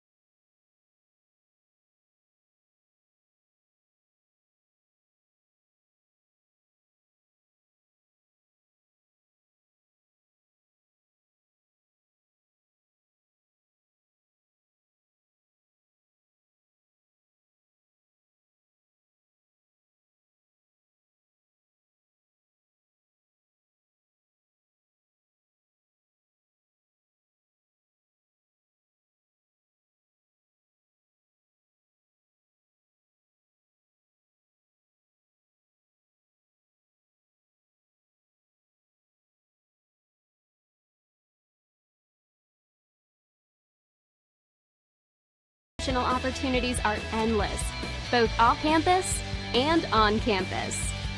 Students live in upscale residence halls and enjoy diverse activities, including performing arts, guest lectures, nearly 200 clubs and organizations, and a nationally ranked NCAA Division. Welcome back to the top of the 7th. Your number 1 ranked University of Tampa Spartans lead by a score of 9-2 against the Florida Tech Panthers. And back on the mic, Jack Ike. You got the Spartans another run. Got another one run. Closer to another double-digit game. Sure. Florida Tech still having that pitcher warming up, the lefty down the right field line. Spartans have a righty warming up. Looks like that might be Nelson, but Josh Ford coming to the plate against Michael Paul. He continues to pitch well for Tampa. 6 innings pitched at this point, just 4 hits, 2 runs. They're both earned. Walked 1, struck out 3. Just 73 on the pitch count. Warming up for the Spartans is Linder on the left field line. Fouled off. I don't want to say anything too soon, but it seems awfully like deja vu of last night. Yeah, it does, doesn't it? A couple home runs similar. And yeah, 3-run shots. Yeah, 3-run shots. Home run by Cumbo. I think the final score last night was 10-2. 10-2, yeah. So we're seeing that 9-2. Paul's pitch doesn't get the call. Warming up down the right field bullpen for Florida Tech is Andres Tapia from Columbia. One of 3 players from Columbia on the Florida Tech Panthers ball club. Paul's pitch popped up out to center field. That's Lala drifting over to his right, and he makes the catch. Lala center field after Jose Cadenas got hurt in the first inning, came to bat in the second inning, I believe, and got hurt on his dive for a great play. Yeah, made a great catch. Yeah. But you had mentioned it looked like he might have gotten shook up on the play. As soon as he got that single, they took him out immediately. So I don't know if we weren't really watching that. Maybe he signaled to the bench. Well, maybe he thought he could. I tried, and it hurts. Maybe he thought he could walk it off, run it off, and not successfully doing so. We hope he's okay. We'll see what happens in game 2. Eldridge at the plate, the first baseman.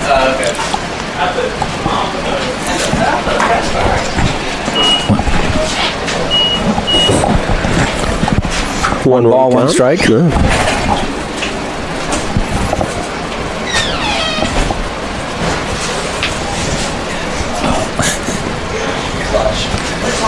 And the pitch. Tapped out towards Sullivan. Makes the short hop and makes the easy play. So Eldridge goes down. 2 outs now.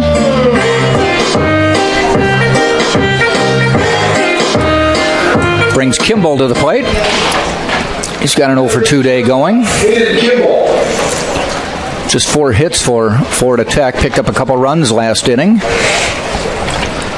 Had some seeing eye singles there in the 6th. Indeed they did. Nice off-speed pitch. When you have Jorgensen diving for it and you have Urso diving for it and it somehow manages to get through, they're not too far apart, at least over there. Just missing the corner on that one.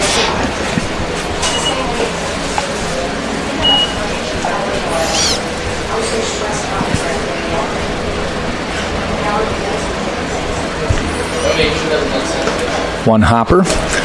Kimball today's hit the ball twice, but to no avail. Grounded out to short and flew out to the first baseman. That was foul territory, I believe.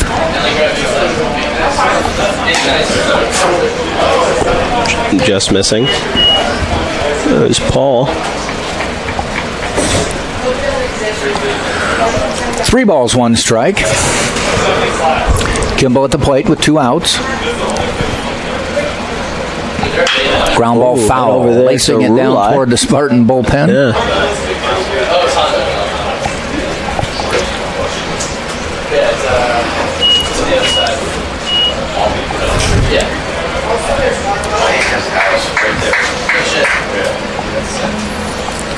And the 3-2 pitch. Off speed, fouled off.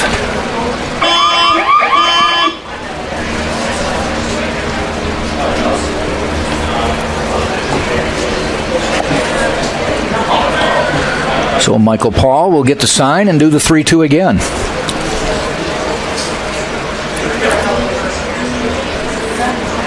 Fouled off. That might be playable. Cumbo drifting, falls just in front of him, foul.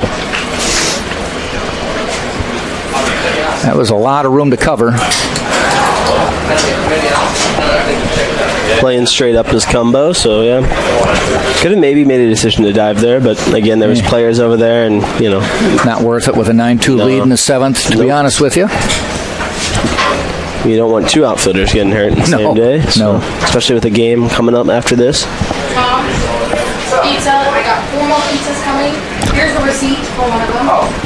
4 more pizzas and 2 citizens coming. So we'll do 3-2 for the 3rd time. This one's popped up. Infield, drifting over is Winkelmeyer. Also Cumbo. Winkelmeyer calls it, makes the catch. Spartans get out of the inning, 3 up, 3 down. We've now played 6.5. 9-2, Tampa on top of Florida Tech on TampaSpartans.tv.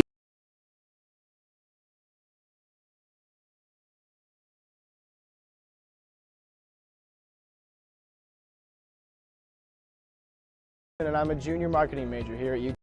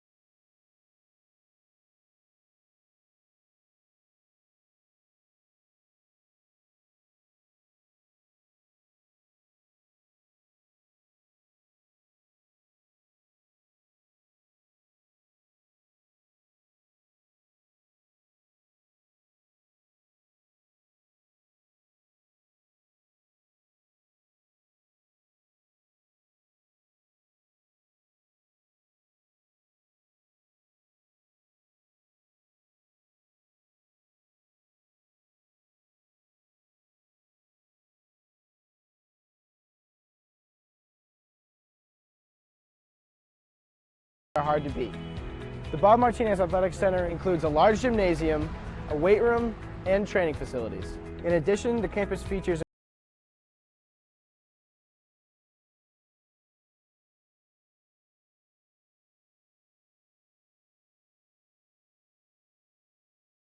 head to Falk Theater and catch a play. Andres Tapia coming in to pitch for Florida Tech here in the bottom of the 7th. This will be his 4th appearance of the season. Has an ERA right now of 4.50. 4 total innings pitched at this point. Given up 2 hits, 3 runs. And as I mentioned, with the 4.50 ERA, Luke Glancy will lead off for Tampa. Came in as a pinch runner, has 2 plate appearances, and has done well on both. A couple base hits. Both up the middle, so looking to see if he replicates it again. Trying one over to second base this time, where Dahonos tosses him out. 1 up, 1 down, 1 pitch.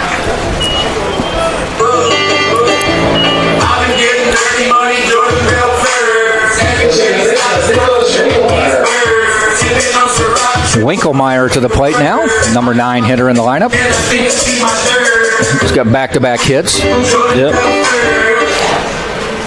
He learned from that the first hit in the 3rd not to try for 2, and actually made the 2nd successfully, 2nd time. Shows bunt, pulls it back, ball is high.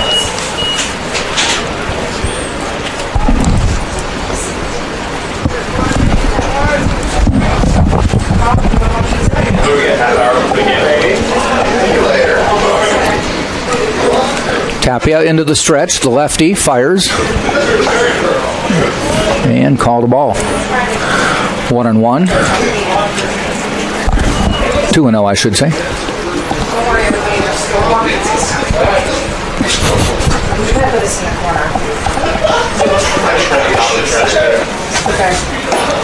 Called strike. 1 ball, 2 strikes. I have to ask you, Jack, because I've been wondering this all year. I just haven't asked. The NCAA logo on the jersey, was that added, or is that just something that's new? I think it's been there the whole time. There, yeah. Ball high.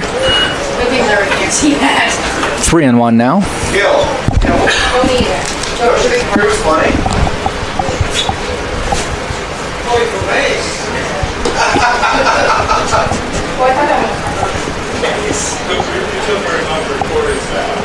Inside, he'll get the walk. So Winkelmeyer down to first. We go back to the top of the order. Jordan Lala to the plate.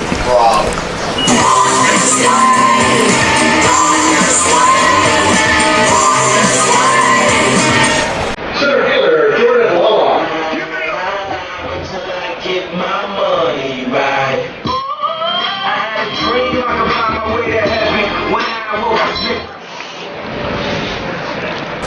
That last pitch to Winkelmeyer, those will keep you up at night, Jack. A little bit tight. Yeah. I mean, if we're hitting more pieces, I guess I'll have that slide. Lala with a 2-hit day going. I always find it interesting when a lefty looks at the first base runner while he's about to go throw home. Just trying to shorten the stride.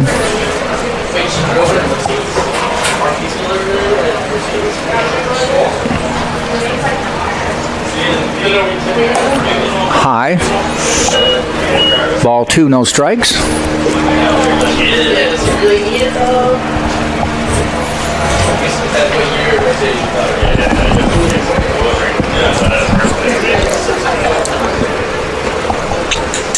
Drew Earhart on deck. Jordan Lala at the plate with a 2-0 count. Call strike, 2-1. Temperature slowly creeping up. We're at 86 in Tampa at the moment.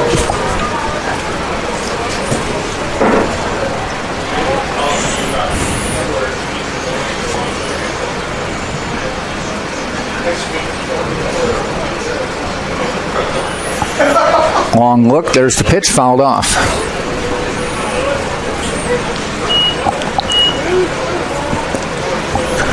So now 2-2 count with 1 out.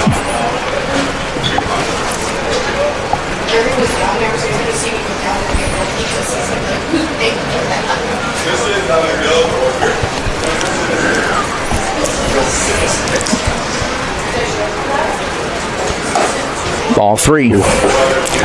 Full count now to Jordan Lala. Lala leads the team with 11 walks on the year. Potentially could be 12 right here.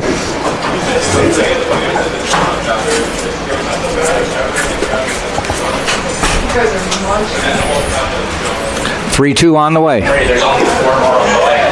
Long look. I think the catcher and pitcher were ready for the strikeout. Sure. It's a 12th walk of the year for Lala, and runners now first and second, one out, and Drew Earhart.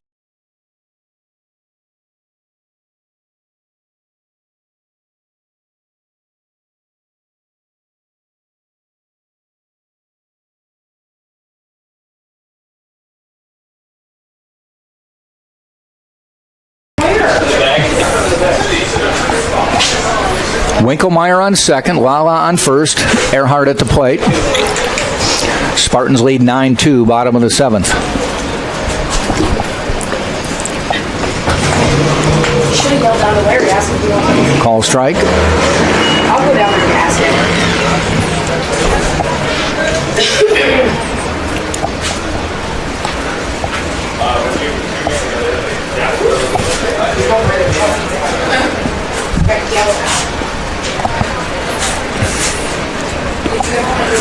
Long look. Look at second. Outside.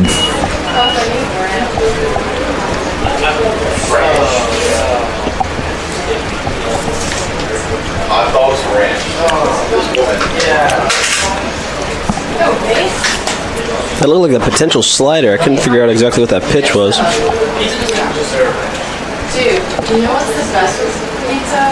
Please don't tell me it's not like it's mayo.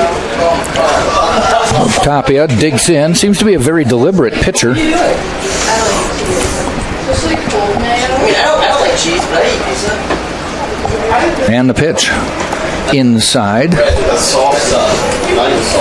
I'll eat chicken bacon ranch. 2 balls, 1 strike now to Earhart. So we got pizza delivered up here. I got to ask you, Jack, does pineapple deserve to be on pizza? Or no. Okay. No. Do we have to agree to disagree Do we have on some that on one? that?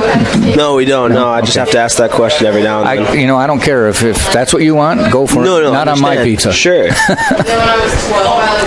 want to be discriminatory towards pineapple slices? If you want cauliflower on your pizza, go ahead. That seems to be a new thing where they're doing cauliflower crust pizza. I'm not a huge fan of it, but you make things long enough, eventually they'll come up with new variations of everything.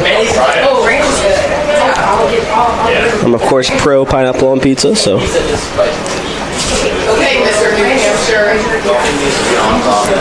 3-1 to Earhart. Ball 4. Bases will be loaded for E.J. Cumbo. That's probably a situation he likes. The last guy you want to see if it's E.J. Cumbo. Florida Tech coach going to take a walk to the mound to discuss with. Nobody warming up, so. And this is Tapia's first inning, so. Sure. Probably just get him to settle down and remind him who's at the plate. Yeah. It will be lefty versus lefty, so it'll be a little harder for EJ to turn on it. But Cumbo does not reach safely to first today. Got a home run in the first. In the third, got hit by a pitch and scored a run. In the fourth, hit a single. In the sixth, also hit a single. So it's a good day's work. Fantastic day at the plate. 3 for 3, 1 RBI. No, because they had a lot more closing smalls. There's still so many small. So nowhere to put him. Tapia will face Cumbo. Pulls it back, ball high. Around the SSC yesterday, Rollins, an 8-1 winner over Flagler non-conference game. Florida Southern beat Berry 5-1. Palm Beach Atlantic lost to Eckerd 6-5. And Nova Southeastern a 5-4 winner over Embry-Riddle.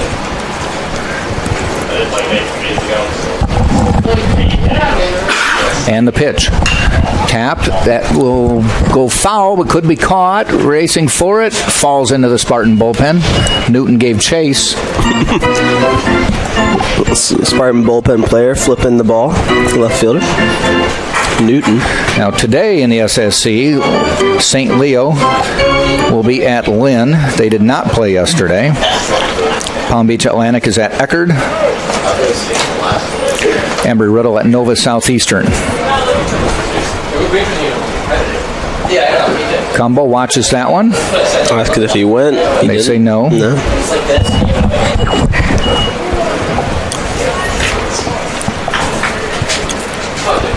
Always liked Eckerd's mascot name. The only two, I only think of two, or another college that has a wave as their mascot would be, well, them as well, I assume. I'm thinking of Tulane. Tulane, they're the Green Wave, aren't they? Yeah. Yep.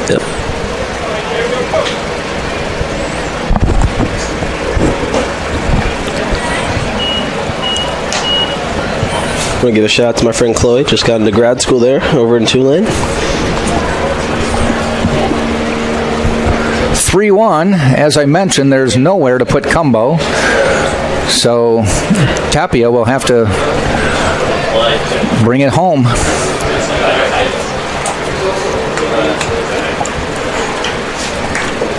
In the stretch on the 3-1. And that is hit. Look out, folks. Way back.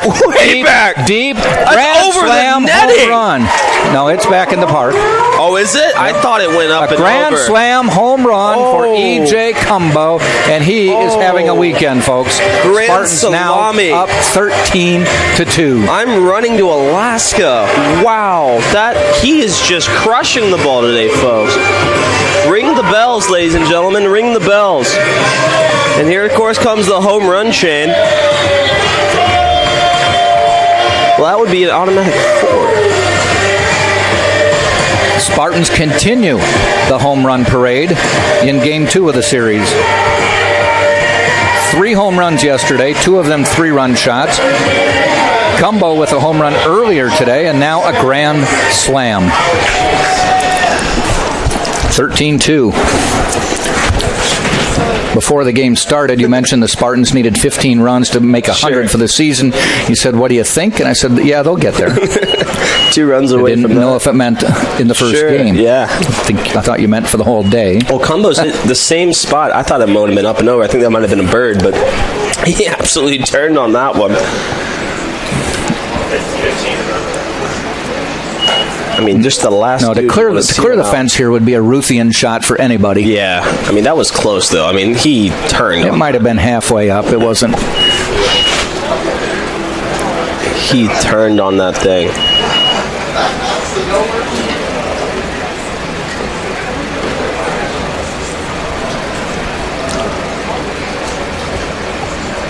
Jorgensen, second at bat today, and he hits one up the middle, base hit.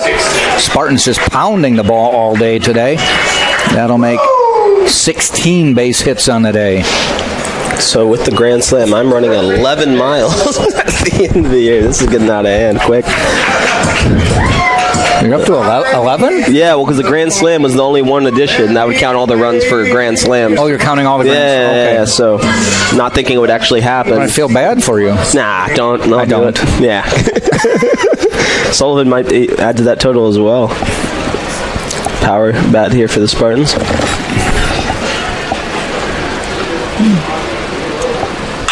Oh, popped up. Newton shading his eyes in left field. Now comes in and makes the catch. Second out of the inning. And Josh Rulai coming to the plate as a pinch hitter.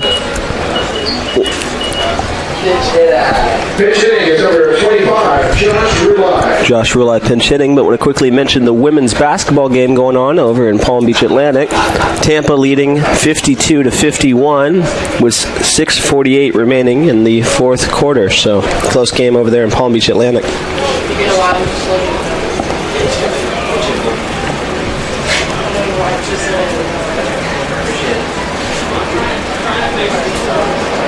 So Rulai started last night at catcher, played the whole game. Coming in as a pinch hitter today. Tapia fires outside. Most of the time you usually see that. That's 2 words, right? Yeah.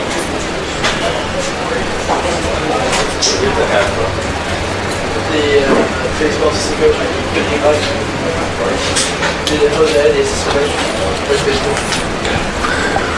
coach. Ball outside. Well, we mentioned it after the 3rd inning that the Spartans had scored every inning, and they had gone 1, 2, 3. They haven't continued 4, 5, 6, but they have scored in every inning, putting up some crooked numbers there, too. Looks like a ball from the bullpen will slowly roll its way down.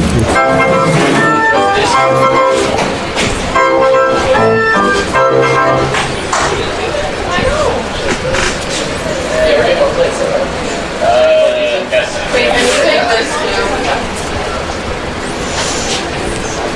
2-0 pitch, outside, ball 3.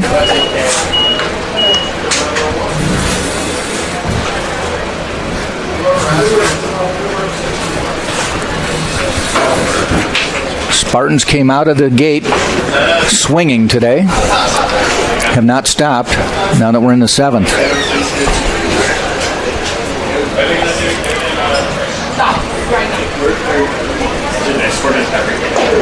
Strike call, taking all the way. 3-1 now. John Malcolm on deck, hoping to get to the plate.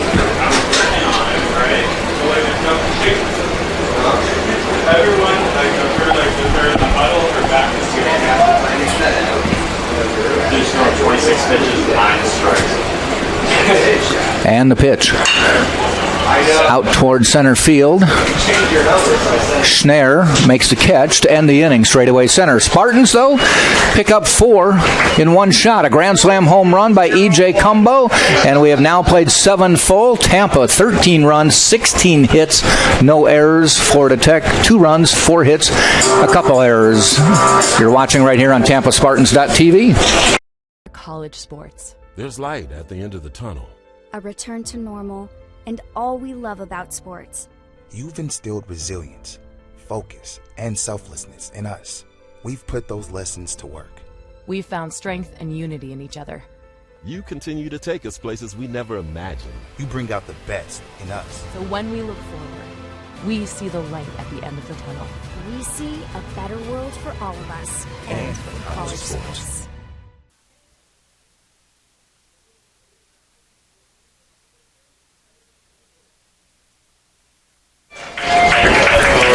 Top of the 8th, Eric Linder now in to pitch for Tampa as we can close the book on Michael Paul. Linder, this will be appearance number 2 on the year, just pitched an inning and picked up a strikeout, no runs, no hits, no errors, so his ERA 0. Linder is a sophomore from St. John's, Florida.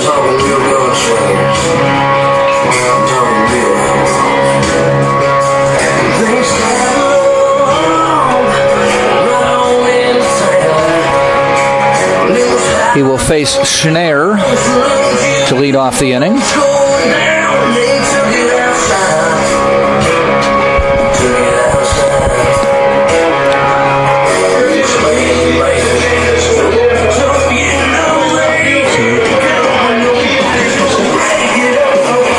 Linder, big kid, 6'2", 225.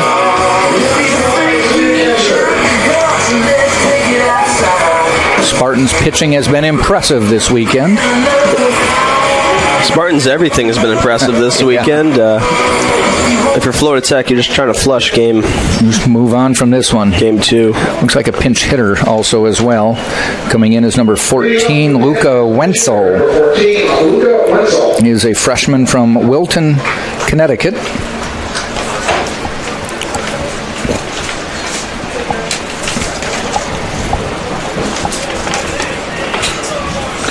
This will be his 9th at-bat of the year, official at-bat. First pitch is a ball.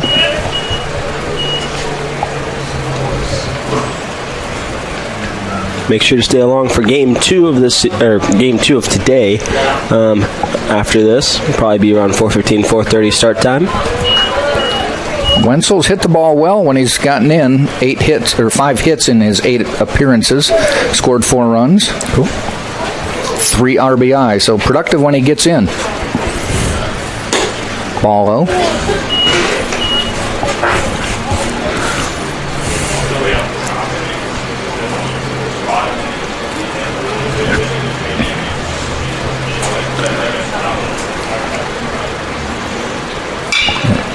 Ball hit out foul. You can see the shadows starting to creep in behind home plate. They'll have more of an effect next game. Yep. 13-8.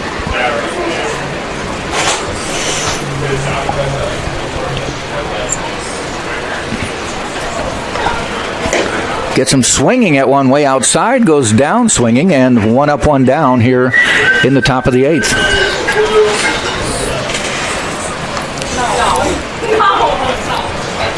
What's wrong?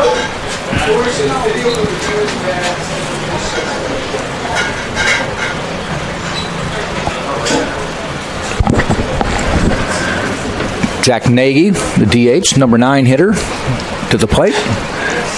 Sees a called strike 1. Had a good double in the 6th. Actually scored a run. Was part of that interesting inning. In the 6th, where they scored 2.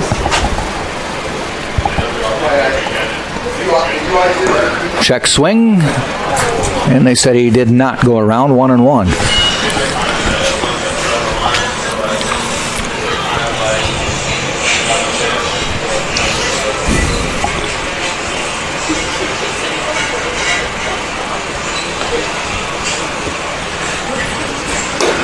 Low, 2-1. Well, stat for the story of the game would have to be Florida Tech has only had 25 at-bats to Tampa's 36, so Tampa's gone around the order a lot today. Out toward Cumbo, and he makes the catch. 2 up, 2 down.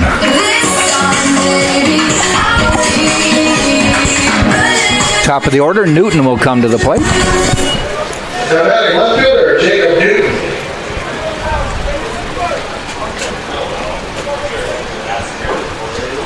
Newton had a RBI single in the 6th, struck out in the 1st. So, productive day at the plate. 1 for 3. Big swing and a miss there.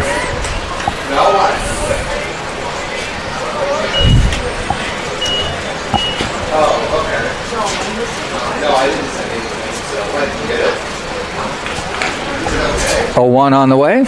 Outside, 1-1.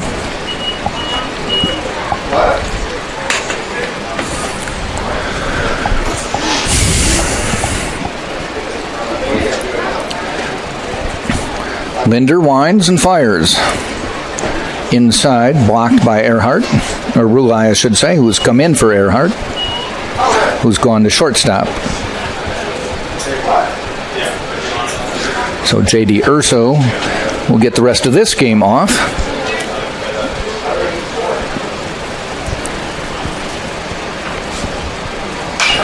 Fouled back out of play. Both J.D. and Mr. E.J. Cumbo having a fantastic start to this series on a hot streak of sorts.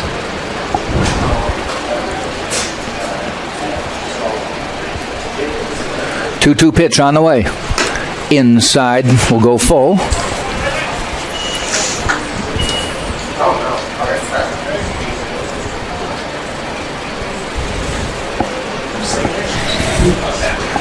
Three-two pitch hit out toward Glancy, and he makes the catch to end the inning. 3 up, 3 down for Florida Tech, and we have played 7.5. Spartans still well on top of this game, 13-2. This is the Sunshine State Digital Network and TampaSpartans.tv.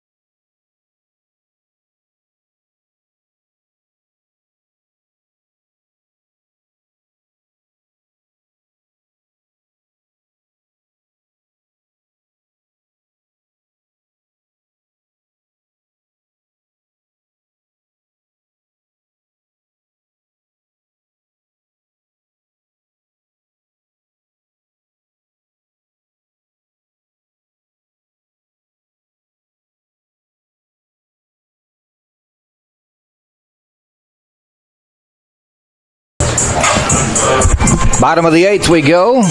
John Malcolm will lead off for Tampa. Tampa comfortably on top, 13-2. The batter is the designated hitter, John Malcolm.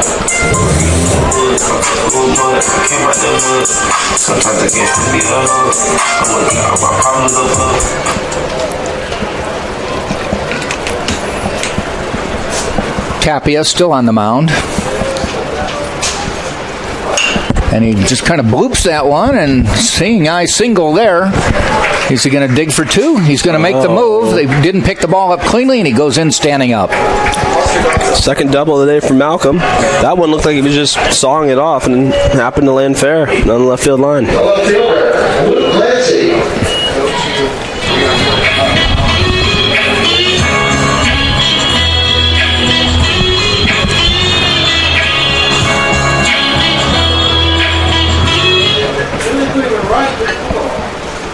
Yeah. Was combo out? Okay, so go back to that. So this is Knudsen now batting. That's Glancy. But it's showing Glancy. It's Glancy at the plate. Our stat sheet said Knudsen. Knudsen was in the field, but Glancy is up to bat, so a little confusion there. But which might mean they moved. No, because Malcolm was to DH, so I'm not sure what happened there. Regardless, Glancy's at the plate and swings and misses. And he's having a 2-for-3 day since coming in the second. I can't say for sure. On deck is number 15, Adam Hunt. So the luxury here is Joe Urso can make some substitutions, get some swings in, and get a couple players in the field. Ball outside.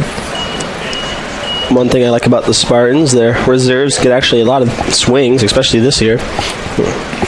Especially when they get up to the 10-run area.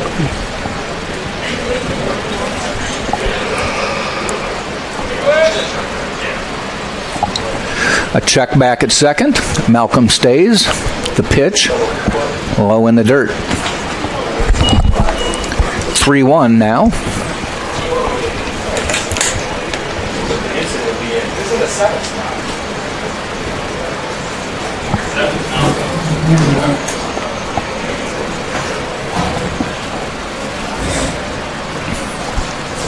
Tapia sets, comes to the plate. Glancy, it's a ball, bounces away for ball 4. Malcolm stays at second and brings up Adam Hunt. Glancy will reach base for the 3rd time today, having himself a nice little day at the plate. Adam Hunt will be pinch hitting for Winkelmeyer. Adam Hunt on the year. This is his 5th game. This will be his 6th game. This will be his 6th at bat. Right now he's 1 for 5. Comes up with 2 on, no out. Bottom of the 8th.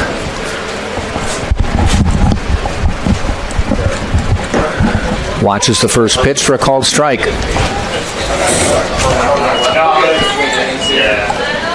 Hunt, a freshman from Brandon, Florida.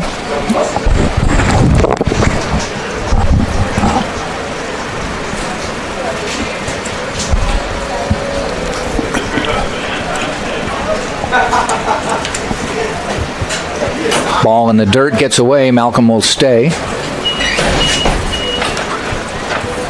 Spartans are 3 hits shy of 20 hits on the day. So. Who are you?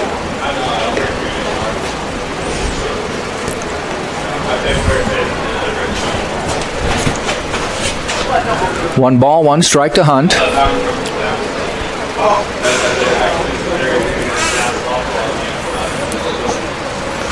Check swing, call strike. 1 ball, 2 strikes. Spartans working on a double-digit weekend. 10 runs yesterday, 13 in the first game today. Sure. We're under 30 seconds left in that women's basketball game I keep bringing up. Spartans lead 62-61. Timeout for Palm Beach Atlantic. So Give you an update as we find out the score to that. 1-2. Inside, so inside, it hit him in the thigh. Hunt will get a free pass to load the bases for Jordan Lala. Another bases loaded situation. Not sure if Lala's that kind of hitter to take one deep. Florida Tech, I think they all have potential, but for sure. Florida Tech looking to take a mound visit right here. I think they're making the change. Oh, they are. The Courtyard Marriott called the bullpen. Got a righty coming in. So that'll close the mound appearance for Andres Tapia. Won't close the book because he's leaving with the bases loaded. Not an enviable spot for a relief pitcher, but that's their job.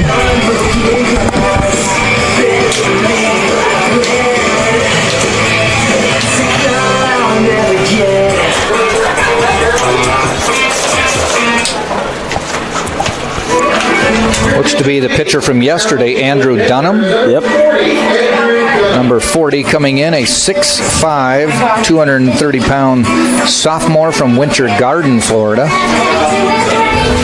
Pitched last night as well.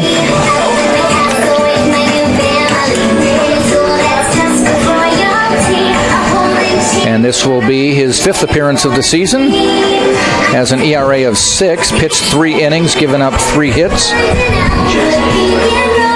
3 runs, all earned. Walked 2, struck out 1.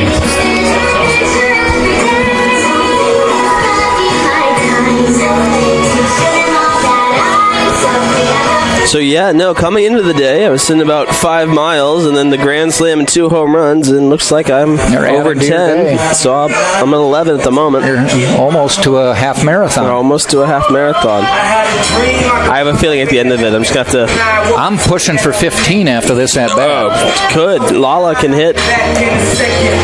That's what's kind of making me nervous here. Lala having a good day at the plate. 2 for 4 with an RBI, a walk.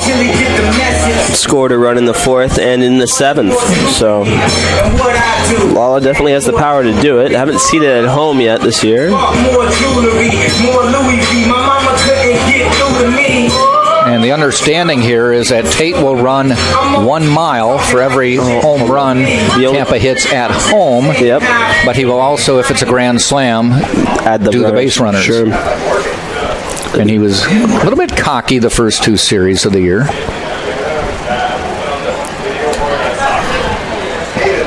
So Dunham is set to pitch to Lala. First pitch outside. As we said with Cumbo, nowhere to put him. Yep.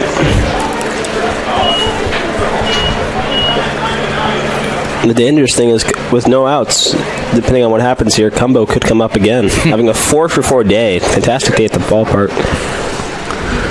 Ball high. Drew Earhart on deck. Bill, do you want me to get this up? Bill, would you like me to get you some?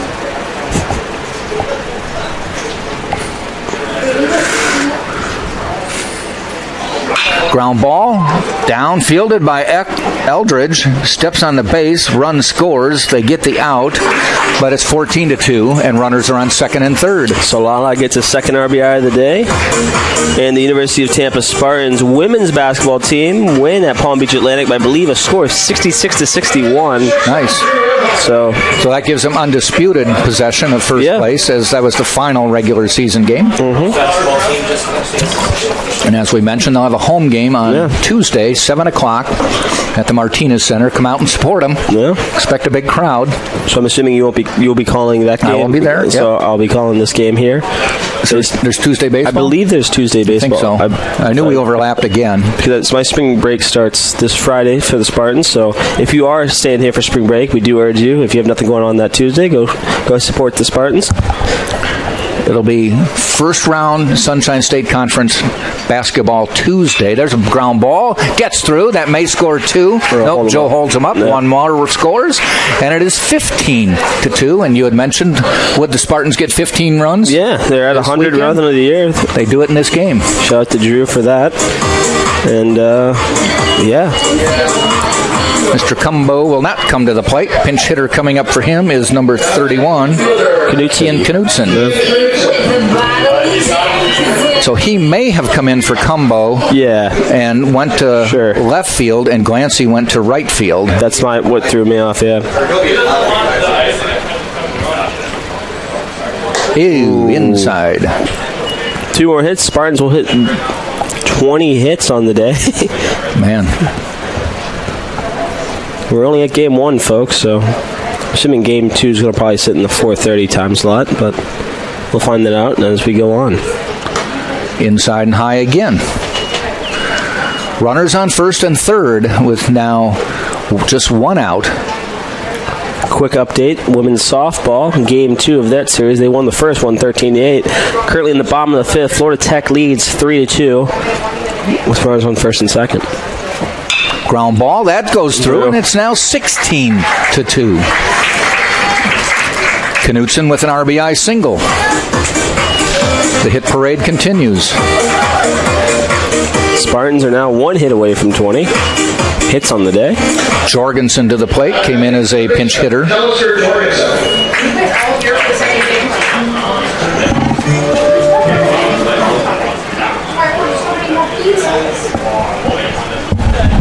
I'll take him home. Runners now first and second with 1 out. Jorgensen, the freshman, taps it. Shortstop shovels to second. No relay, so second out. Runners on the corners.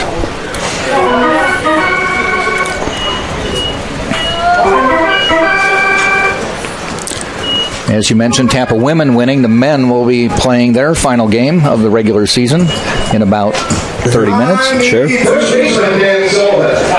And Dan Sullivan strides to the plate. About every Spartan getting an opportunity to hit today. Yeah. Unless you're not a pitcher, I assume.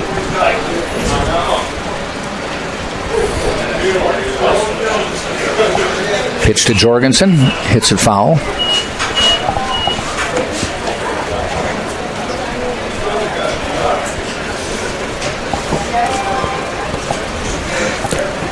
Sullivan in the 3rd scored a run, got a single, and in the 6th got a double, so they got hit by the pitch in the 2nd, so having a good day at the plate. Ground ball foul.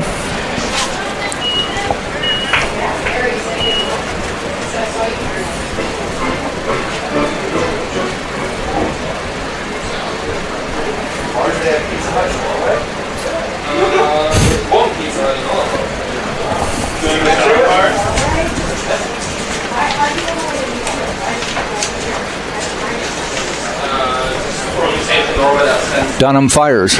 Sullivan rips it for a base hit. Another run scores. Earhart touches the plate. Going all the way to third is Jorgensen. That is the 20th hit of the ball game, folks. 17th run. 17 runs, 20 hits. Josh Rulai to the plate. Still just batters keep coming to the plate and punching base hits.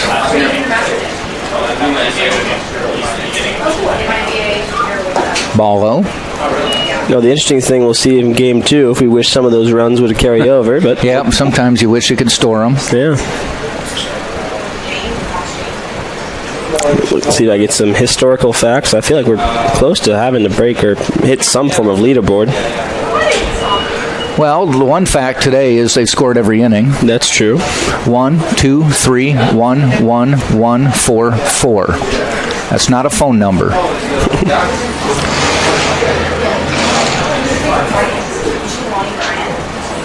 Ground ball out to short. Dahonas throws him out. Inning is over. We'll go to the 9th. Spartans tag a few more on. Another 4-run inning. That is back-to-back 4-run innings. We go to the top of the 9th. Tampa 17, Florida Tech 2 on TampaSpartans.tv.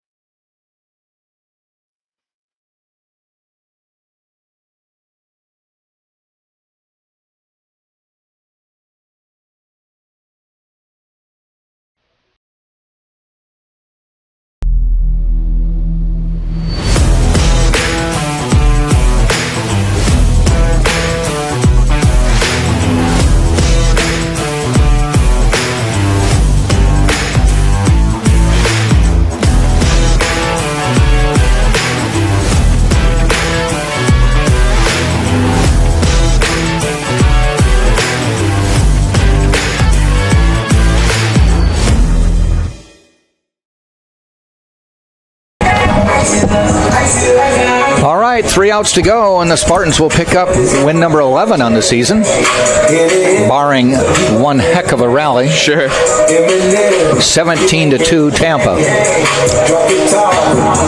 Everyone hitting on Tampa here today. 20 hits, 17 runs. Like we mentioned, of course, if they get 3 outs right here, this will be the first game I've ever seen where a team has not managed to not score a run when they come to the plate. We sit at 1-2-3, 1-1, 4-4, so that is not a helpline or anything, but nonetheless, we'll see Linder trying to get the last 3 outs, and I'm assuming a start time in about 4:30, 4:45 area. DeHonos to the plate.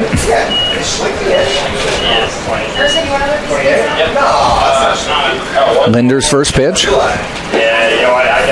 little bit low.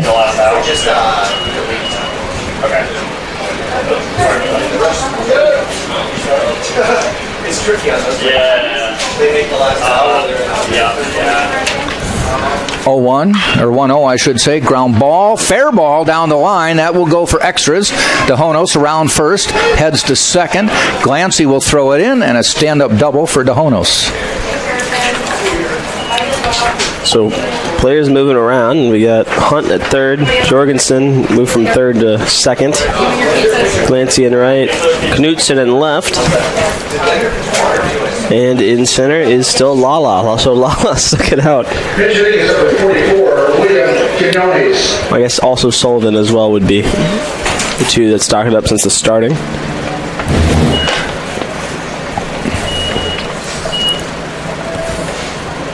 So Castillo hitter coming in. Ball hit out into center field to Lala. That is, the batter is number 44, William Quinones from Orange City, Florida. And he flies out on one pitch. Also another pinch hitter right here would be Austin Sewell. We saw him yesterday. Freshman from Plant City, Florida. 6'4" freshman. Sewell did play, as you mentioned yesterday.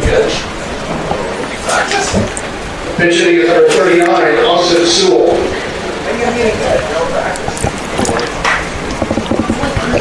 One down, top of the ninth. Man on second, though.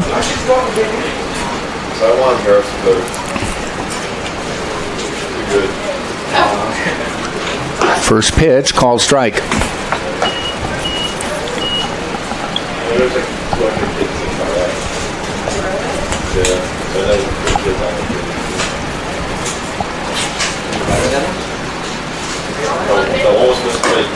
Ball outside. Just 3 Spartan starters still in the game. Lala, Earhart, and Sullivan. 2 of them have changed positions since the start of the game.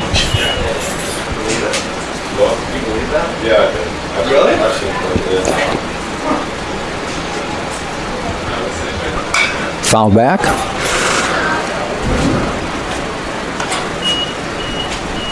One ball, 2 strikes.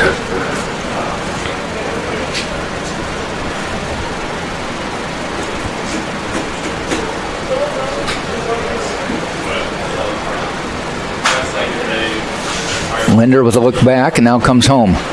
Check swing. 2-2.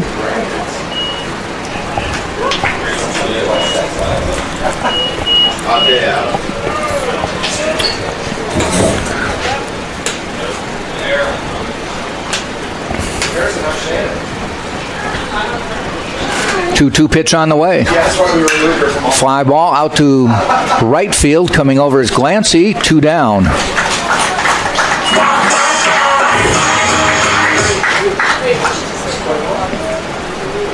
Last hope is going to be number 24, another pinch hitter, and that is Josh Ford. Actually, I think he came in earlier, didn't he? I believe so, yeah. So I was looking up trying to see if he had any connection to the car company Ford, but couldn't seem to make the connection. No.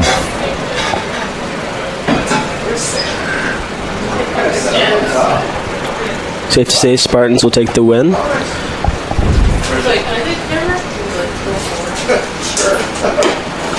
Good curveball there by Linder. gone for a while. Probably taking 10,000. Every single one. 0-1 pitch.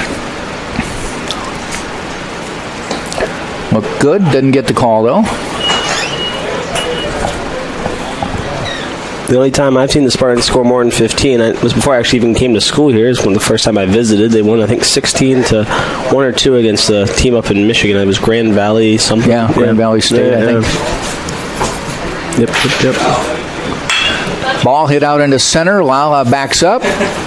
Ball game. Spartans win it. Tampa with an easy win in Game 1 of the doubleheader on Saturday. 17-2 is the final. Lots of MVPs in today's game. Sure. E.J. Cumbo, grand slam, solo shot. Also on the mound, Michael Paul goes 6 innings.